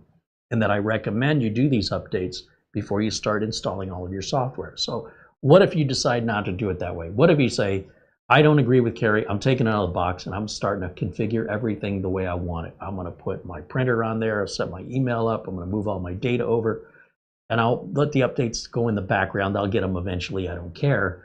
But then you go, I think I'll try that Crystal Disk Mark. Oh, it's not working right. You contact support, and let's just say support says, we'll send you a new drive, or you can send the laptop back and we'll exchange it. Guess what? You did all that work for nothing. And when they get you a replacement drive or a new laptop to solve this problem, you're going to do it all again. So which one ultimately saves you time? You do you, man. I'm just saying. I'm running a business. Those are not dice I'm willing to roll.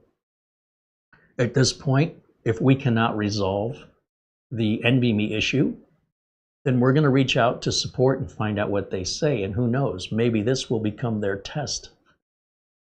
Didn't know we'd need it. I was thinking I'd have to create a problem.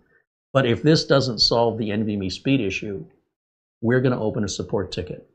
And we will share with you our email explaining the problem, their email telling us how to resolve it or how we're going to go about resolving it. And then we will resolve it. Well, we'll follow their steps and see if it resolves it together. That way, the worst case scenario is you have a bad part. How long does it take to get a response? How helpful is that response? And does that response solve the problem the first time? So we might be going down that road. Maybe. I don't know yet.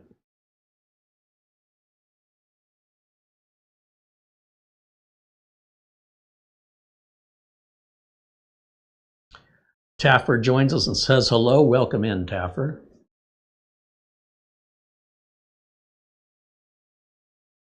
We are somewhere around the 80% mark on our install here, so just about done.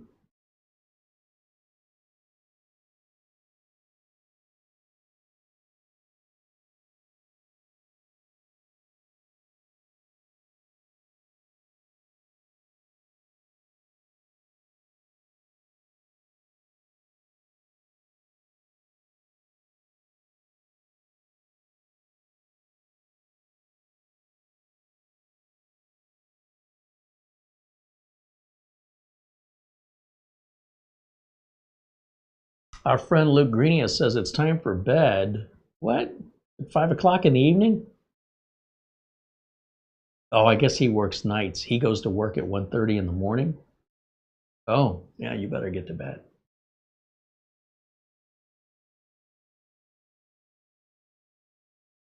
I'm more second shift kind of guy. Start about the crack of noon, work till about 3 a.m. 11 a.m. to 3 a.m.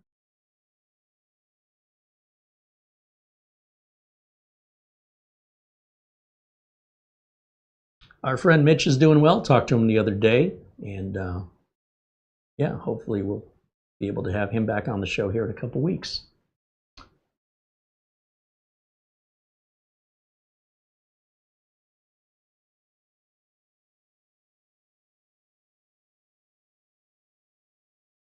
A watched pot never boils, as they say. Come on now. Yeah, these cumulative updates, I'll tell you. What I normally do, personally, like on the streaming PC, is if it's the second Tuesday of the month, I will typically do the updates the night before. Like, because I'm up late, 1, 2 o'clock in the morning, I'll go ahead and run the updates on the streamer. Otherwise, if they're not out yet, when I wake up, which is usually a couple hours before showtime, I'll just come down and fire it up, and it's not going to take a couple hours to do an update. And then I just let it run while I go about my regular morning routine. That way it doesn't interrupt me during a live stream. We're ready for a reboot. Wouldn't want that. For other machines around here, especially if they've been sitting on a shelf, after a few months, I do try to go through each one and update them because it does take a while. And that's why I use that nano KVM, so I can be upstairs and I'm not doing what I'm doing right now, sitting here waiting for this to complete. I can be doing other things. I don't have to keep checking on progress. When I'm upstairs, I can check on the progress from upstairs and control the computer completely. And that's very useful when you've got 30 or 40 or 50 to do. For people at home with 1 or 2 computers, it's just a matter of starting the update on one, and if possible, if the others are just sitting idle, while it's updating, go start it on the others. By the time you work your way back around to the first one, that'll need a reboot, and then go to the second one, that'll need a reboot. Or do one day and do one another day. And depending on how many you've got, you know, Mitch has 5. That's going to take him a week if he does one a night. So I usually overlap them. Once one starts, it's going to be a while, as you can tell. I got plenty of time to go in the other room, fire up the next one. Let's just get it out of the way and do it all at the same time. And then usually the first one you started will be the first one that needs a reboot. So if I had 5 machines, I'd just go 1, 2, 3, 4, 5, come back around to 1 again. Restart, 2, restart, 3, restart, 4. If 2 isn't ready yet, I come back over and check for updates again and make sure it says no more updates, then shut it down. By then, 2 should be ready to update or restart. Same process, then 3, then 4, then 5, then they're all done. The more computers you have, the more work it is to maintain them. I keep warning people, more computers is not better. Even a dual boot system, what a nightmare. You have to now do these updates over for each operating system you have installed. No, thank you. I'm busy enough. Just doing the updates on one machine is enough for me. My Amazon Fire Stick gets updates every 3 days, and these can be big updates. Normally a Fire Stick stays turned on and plugged in, but I have a device hooked up to mine, so it shuts off with the TV, so it's not transmitting anything when the TV's off. I don't know what it's doing. So when the TV comes on, the Fire Stick comes on. If you're like most people, your Fire Stick stays on 24/7, and it'll get those updates when it senses you're not using it. You don't even know it's happening. It's pretty interesting to see how often updates come from Amazon. It's every 3 days, and they are big. I don't know what they're doing, and I manually check it. But that's just me. Like I said, if I just leave the thing on, it would happen in the background, but what else is it doing in the background? So if it's off, I know it ain't doing nothing. And if it's getting updates, I want to know. I want to know how frequently are these updates? How big are these updates? How long do these updates take to install? And is this normal? Turns out, yeah, that's normal. I had no idea. But it gives me peace of mind when I check for updates on my Fire Stick and it says, no updates available. There's a massive bug in Chrome. Chrome has a major update. So if you're using Google Chrome, click the 3 dots, go to About, and make sure you have the latest version of Chrome installed. It's that easy. And if you've got 10 computers each running Chrome, you get to do that 10 times. Congratulations for having multiple computers. And you'll do it again and again every month. Every piece of software generally gets updated. Well, depending on what the software is, they usually do get updates regardless. The frequency of which may not be monthly, but they will get updates. Chrome will get updates about every 10 days.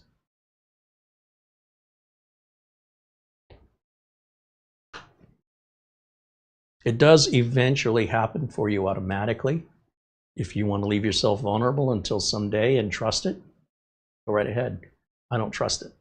So I check it myself and make sure we're good. If it comes back and says it's up to date, no problem. I don't have to wonder. All right, we're at 97% over here, so I think we're just about ready to restart. Almost there.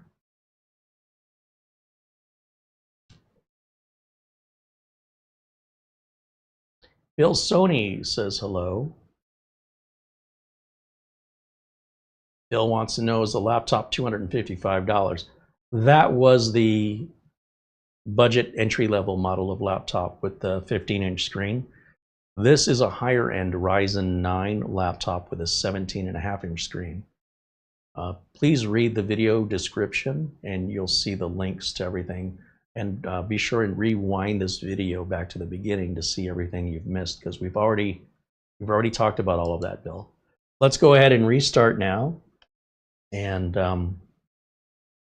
we'll do our AMD Adrenaline update next.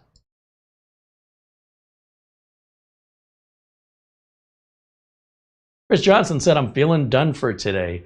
Yeah, we are at the 2-hour mark. This is normally where I like to wrap it up. Everything's taken a little longer than I was hoping, but you know, it is what it is. And of course, if you're going to, you know, purchase a new machine, you should plan accordingly. In my case, I've planned accordingly. I'm good to go as long as we need to go today to get this job done. I'm always hoping for the best, but expecting the worst. And it's no fault of the laptop manufacturer, at least as far as how long these updates and how frequent, how many updates are missing. That's just, every manufacturer has this issue. If I send you a computer and I update it before I send it, I can almost guarantee you when you get it a week later, it's going to need updates. You can't win. Especially if I don't think about it and I end up sending it where it's shipping during that second Tuesday. You're definitely going to have a lot of updates. Usually that second Tuesday can release 30 updates. And I could have had it fully updated, you know, the day before or a couple days before. Didn't even think about it. Or I can delay shipping it to you if I know, oh, that second Tuesday is coming up. Let me take care of this for them.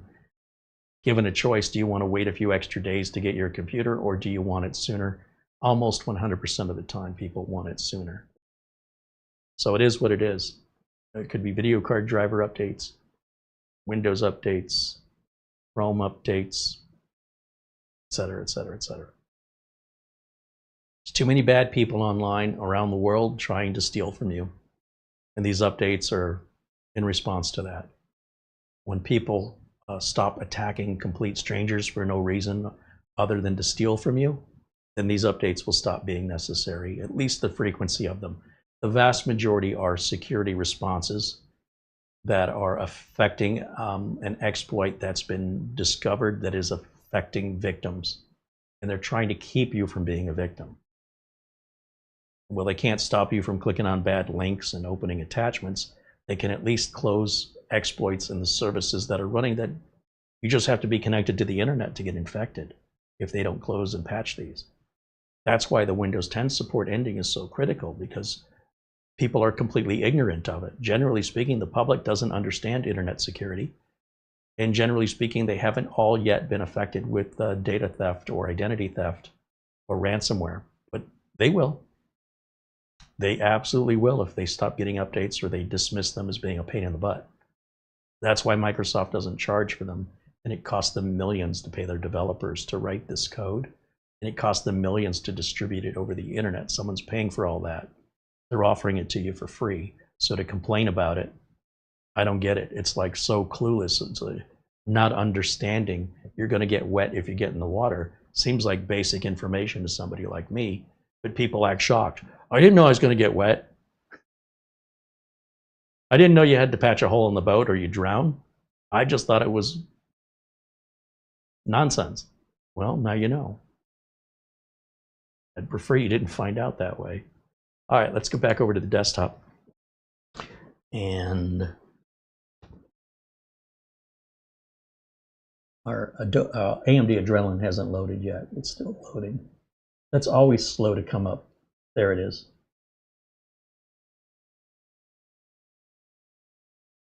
Now we can install the latest Adrenaline driver.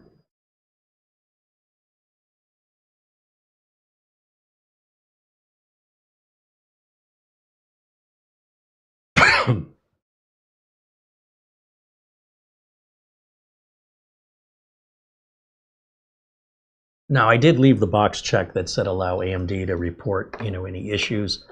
That's really up to you. It's an anonymous reporting. If anything crashes or fails, it reports it to them automatically. So if they see a bunch of reports coming in all of a sudden, they can immediately get to work on fixing it rather than waiting for those who complain. They're aware of it before you would complain about it. And because of that, if you're participating in that, then the fix is likely going to happen sooner if you're a part of it. You don't have to voluntarily send that. And that's why there's a checkbox there. Sometimes I check it, sometimes I don't. Sometimes, I don't know, it's really a mood thing for me. Today I just decided, let's just leave it all to default. I'm trying to get this done.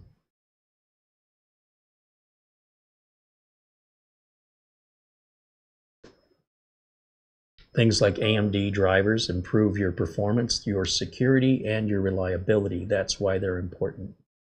It looks like it just put a video driver in. And likely we're going to need a reboot. The fact that this is installing a lot of drivers, right? You can see across the bottom of the screen here how many drivers it's installing. Now, did we get an error? What does this say? Your the code execution, so this kind of error will automatically be reported to AMD. So we don't have to report this. They're already aware of it now. Same with that one. Same with that one. This is interesting. We're getting a lot of these. General error has occurred. AMD DVR64. There's a problem with this Windows installer package, a DLL required to install. Anyway, this is concerning. Something about the install is not right. This is not normal, so we'll bring this to Nimo's attention as well. And AMD has already been notified automatically because I left that box checked. In the meantime, let's restart one more time. And in just a moment here, we can run Crystal Disk Mark again. If Crystal Disk Mark is still showing in the Gen 3 speeds, then I do believe we likely have a bad Kingston drive. And the way we would check that is, well, we could simply replace it with a spare drive. I don't know if you have one, but I do. And I can easily clone it and see what happens. It also seems like a clone is not ideal because we're missing some part of our Windows install that the AMD Adrenalin software needs, but is not providing. Is that an AMD issue? I don't know, but that's suspect, not normal, and we expect better. We're not worried if a company makes mistakes. We're worried about how quickly the company responds and how they respond to remedy it. Everybody makes mistakes. If I send a computer to somebody and something doesn't work, I didn't do it on purpose, but give me a chance to fix it. And if I'm quick to respond and to provide help, that's what matters. The other thing that matters is, am I adjusting moving forward to make sure other customers or the same customer ordering more units doesn't have to keep going through the same problem? Because that's not good for me. That's taking more of my time for support. It's not good for the customer because they're thinking, I don't have any confidence in this company that keeps screwing up. After they've been made aware of it, they're still doing it wrong. That's when we start saying, hey, this isn't a good company or it's a great company. It's not whether or not they have a problem. It's how they respond to it, the speed and accuracy with which they get it resolved. That separates a good company from a bad one. On the internet, if a company makes a mistake, it's a terrible company. There's no tolerance, there's no forgiveness, there's no understanding. It is a horrible, horrible way to treat a company or another human being. If you were brought up by parents that were that intolerant to you as a child learning, well, that actually might explain where you learned it. But I do believe that we give everyone and every company the benefit of the doubt, regardless of what other people are talking about. And I gauge my experience and I say, okay, this is my experience. I'll give you an example. There's a YouTube channel where a guy goes to the lowest rated restaurants on Yelp, 1-star reviews. He reads the complaints. This food was cold, undercooked, service was terrible. And he says, let's go see. And they'll go to the worst rated hotels. Just search for it on YouTube. They'll go to the worst rated restaurants, the worst rated museums. And they go, okay, here we are. Let's see what happens. And most of the time, it is not a 1-star experience. Most of the time, they're like, I don't know what people are talking about. The place is great. Every once in a while, though, they're like, oh, Oh, I see. Yeah, it's definitely 1 star. So I find that quite entertaining. Now, when I rebooted, I'm getting an error on the screen. But right now, since I've updated the AMD driver, and it says the application OSD, usually on-screen display, did not start correctly or unable to start. So I'm guessing this has to do with the AMD Adrenalin software. Likely it's missing like a Visual C++ runtime. So like this MSVCP 140, if we're technical people, we're not average customers, we can resolve this ourselves, but we shouldn't have to. And the way we resolve it, once I get Microsoft Edge started, the way we're going to resolve it is just look for that missing file. So MSVCP 140.dll, and it'll likely tell us that this, oh, look at Microsoft Visual C++ redistributable package. Huh, it's almost like I knew what I was talking about, huh? Strange days. This is all part of that. So we have to download that package, it's free. Yeah, and this is all related to that one package. To resolve this issue, you download the Microsoft Visual C++. Ensure you get both the x86 and x64. Do they have download links for those?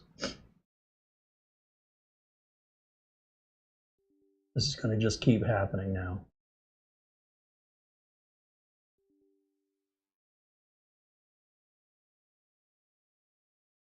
So here's a Microsoft community post. Here's a YouTube video. Here. I think this is the one we want.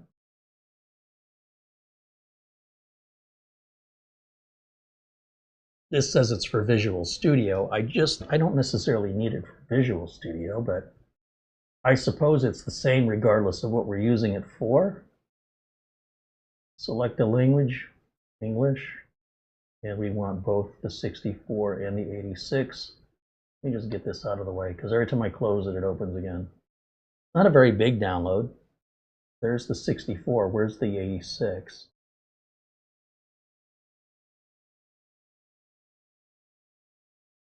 Oh, download multiple files allowed. There we go. And doesn't matter which one you start with. We'll click install.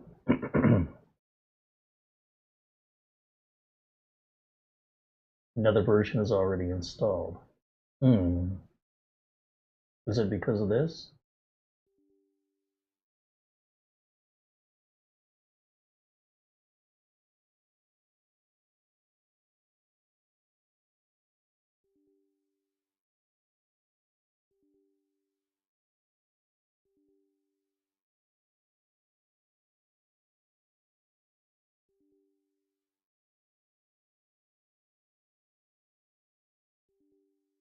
That's crazy. Those are just going to keep popping up.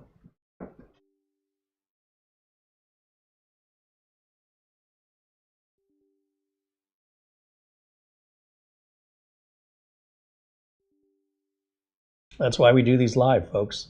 This is exactly why. We're not covering up for anybody. We're showing you a real experience.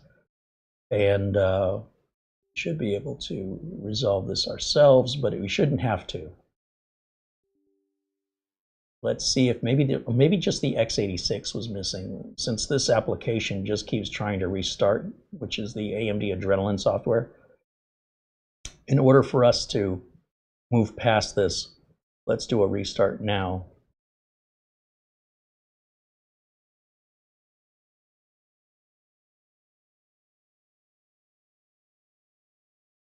Not getting a restart option here.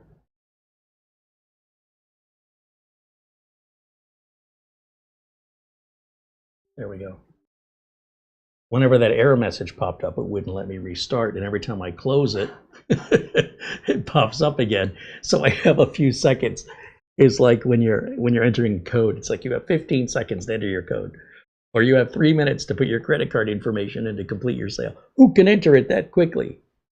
Oh my gosh, don't be distracted. Don't have a phone call come in. Don't have another message come in on your phone. Anything to distract you, boom, you run out of time, start over again. So I'm still, upon reboot, I'm still getting the error. And I know it's that Visual C++. It's a shame AMD's not providing that or checking for it, because I kind of feel that's an AMD issue. If they have a prerequisite that's required. So for example, if I were to do the Intel Driver Assistant, let me just show you what I'm expecting. Intel Driver Assistant. Even though this is an AMD machine, I want to just demonstrate. This is not an AMD versus Intel thing. I just want to show you that a proper piece of software that requires a prerequisite should check for that prerequisite. So the Intel Driver and Support Assistant, to install it, it needs a prerequisite. It says right here, you must accept this prerequisite first before we can install the thing we're wanting to install. That is what AMD should be doing here. And it's frustrating from my perspective as a tech that they're pointing the finger that that's somebody else's problem, when it becomes their problem real quick when they're the ones who get the support call. The reason I wanted to demonstrate this is I'm wondering if the same prerequisite the Intel Driver Assistant needs is the same one AMD needs. It's possible. It's all free, so let's see what happens. Also, if you have any Intel-based, network interface card or anything like that, you can get drivers for free, even on an AMD system. But no, there's nothing Intel on here. But nonetheless, let's restart. So again, we'll click here and restart. And then we'll try one more time. That's unexpected and a little disappointing. I can't say that it's the worst thing I've ever seen, but it's definitely not holding up to the expectations from the previous Nimo that we looked at. This one is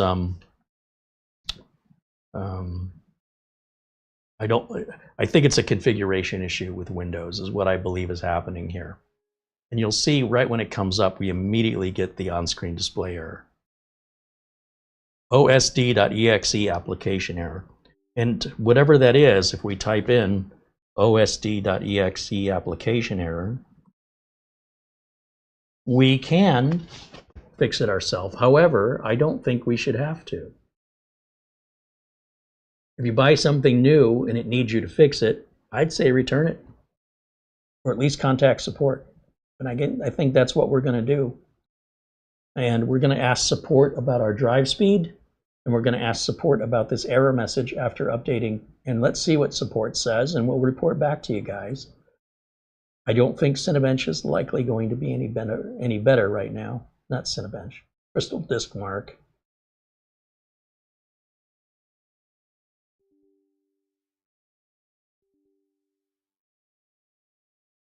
And since I can only get rid of this message for a few seconds, I'll just move it aside. That'll keep it out of our way.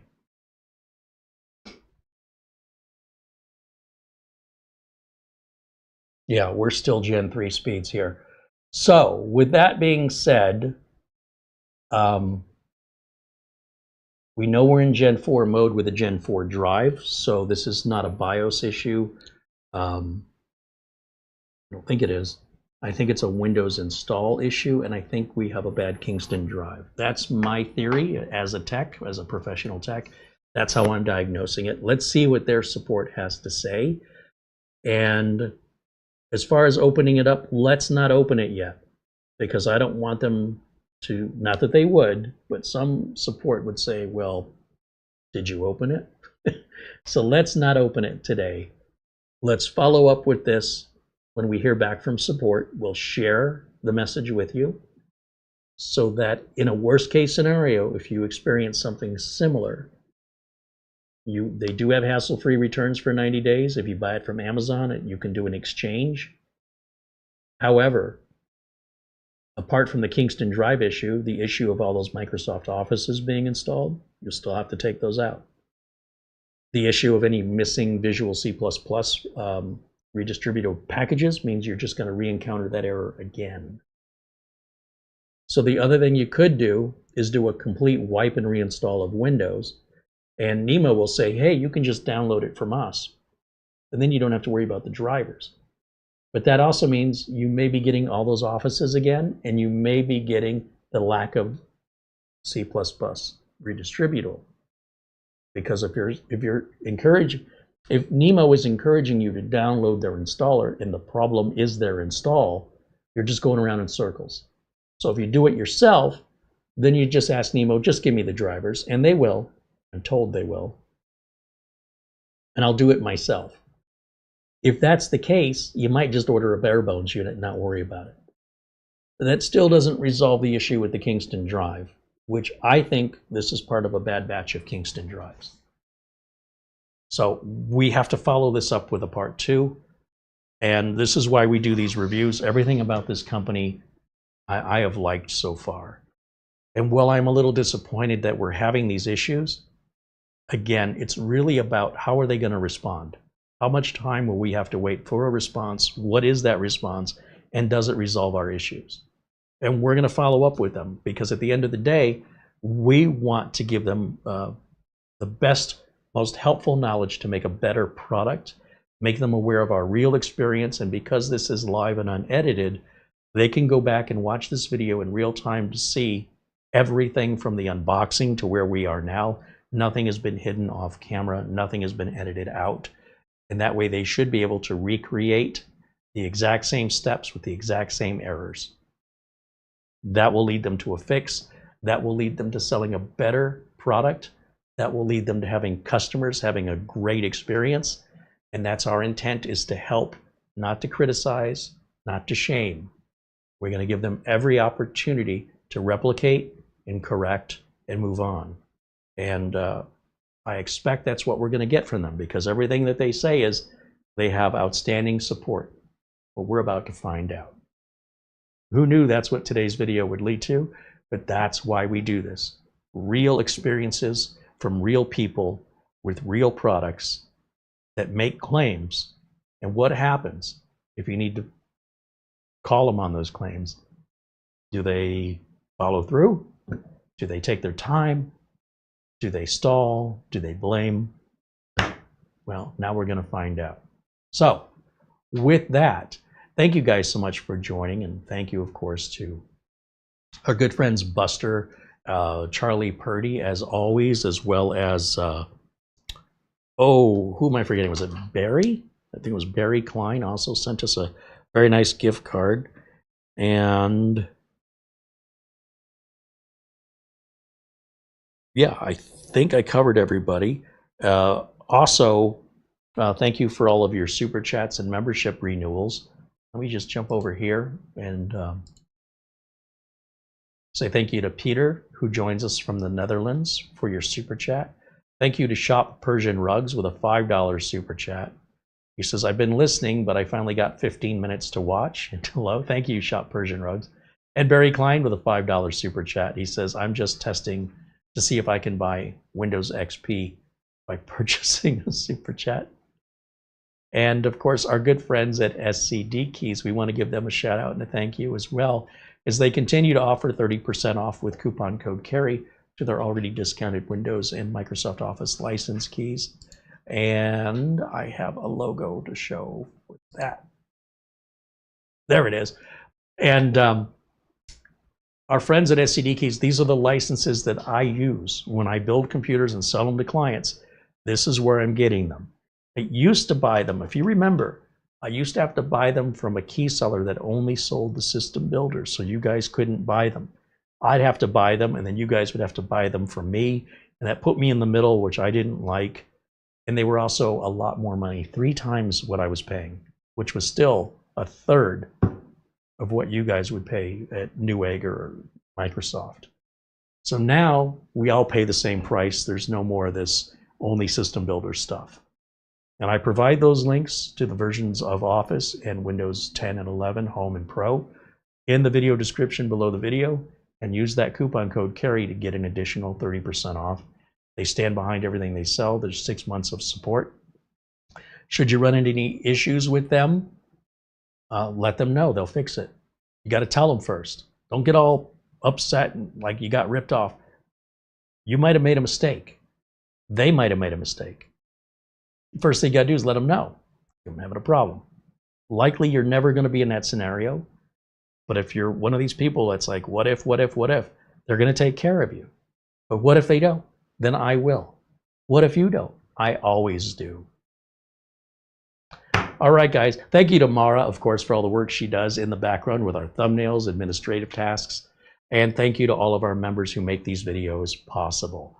I don't know if we're live tomorrow or not, so stay subscribed. Be sure and check the bell icon there to get your notifications. I know I have a link, an overlay. Here it is. Yeah. So click on the subscribe button. The thumbs up is always nice, but not necessary. The bell icon, that turns your notifications on if you want to be alerted anytime we go live. Our members already know all this, but everybody else that's watching live, this may be the first time they're hearing of that. So that's why we put it on the screen, because we'd love for you to become a member of our community here, because we have the most kind, considerate community of this size I've ever seen on the internet. And you know what? There's room for plenty more like-minded individuals. If you're looking for trouble, if you're looking to play games with people and prank people, if you're looking to spam, to bully, or to prove how smart you are, we don't care. You can go do that somewhere else. If you're looking to genuinely make friends with like-minded individuals who don't care if you're smart or dumb, they don't care. They only care if you're kind. We have viewers all over the world, and the one thing we all have in common, it's not our age, it's not our gender, it's not our religion. We're just nice. Is that such a high bar? You'd be surprised. So thank you all who are a member of our community. Thank you. And for those considering it, you are all welcome to join us. That'll wrap it up for me for today. Thanks to Nimo for sending us the laptop to review.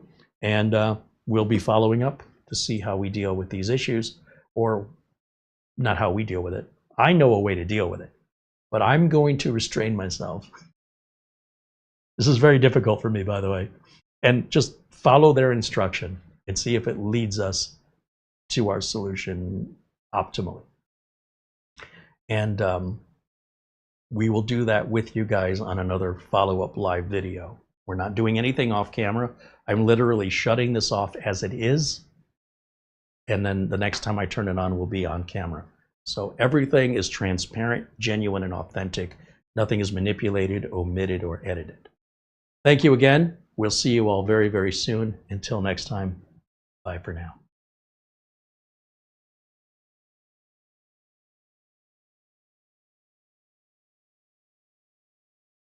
I have an outro that would be perfect for today, and I'm just looking for it. I really need a faster way to do this, but here it is. There we go.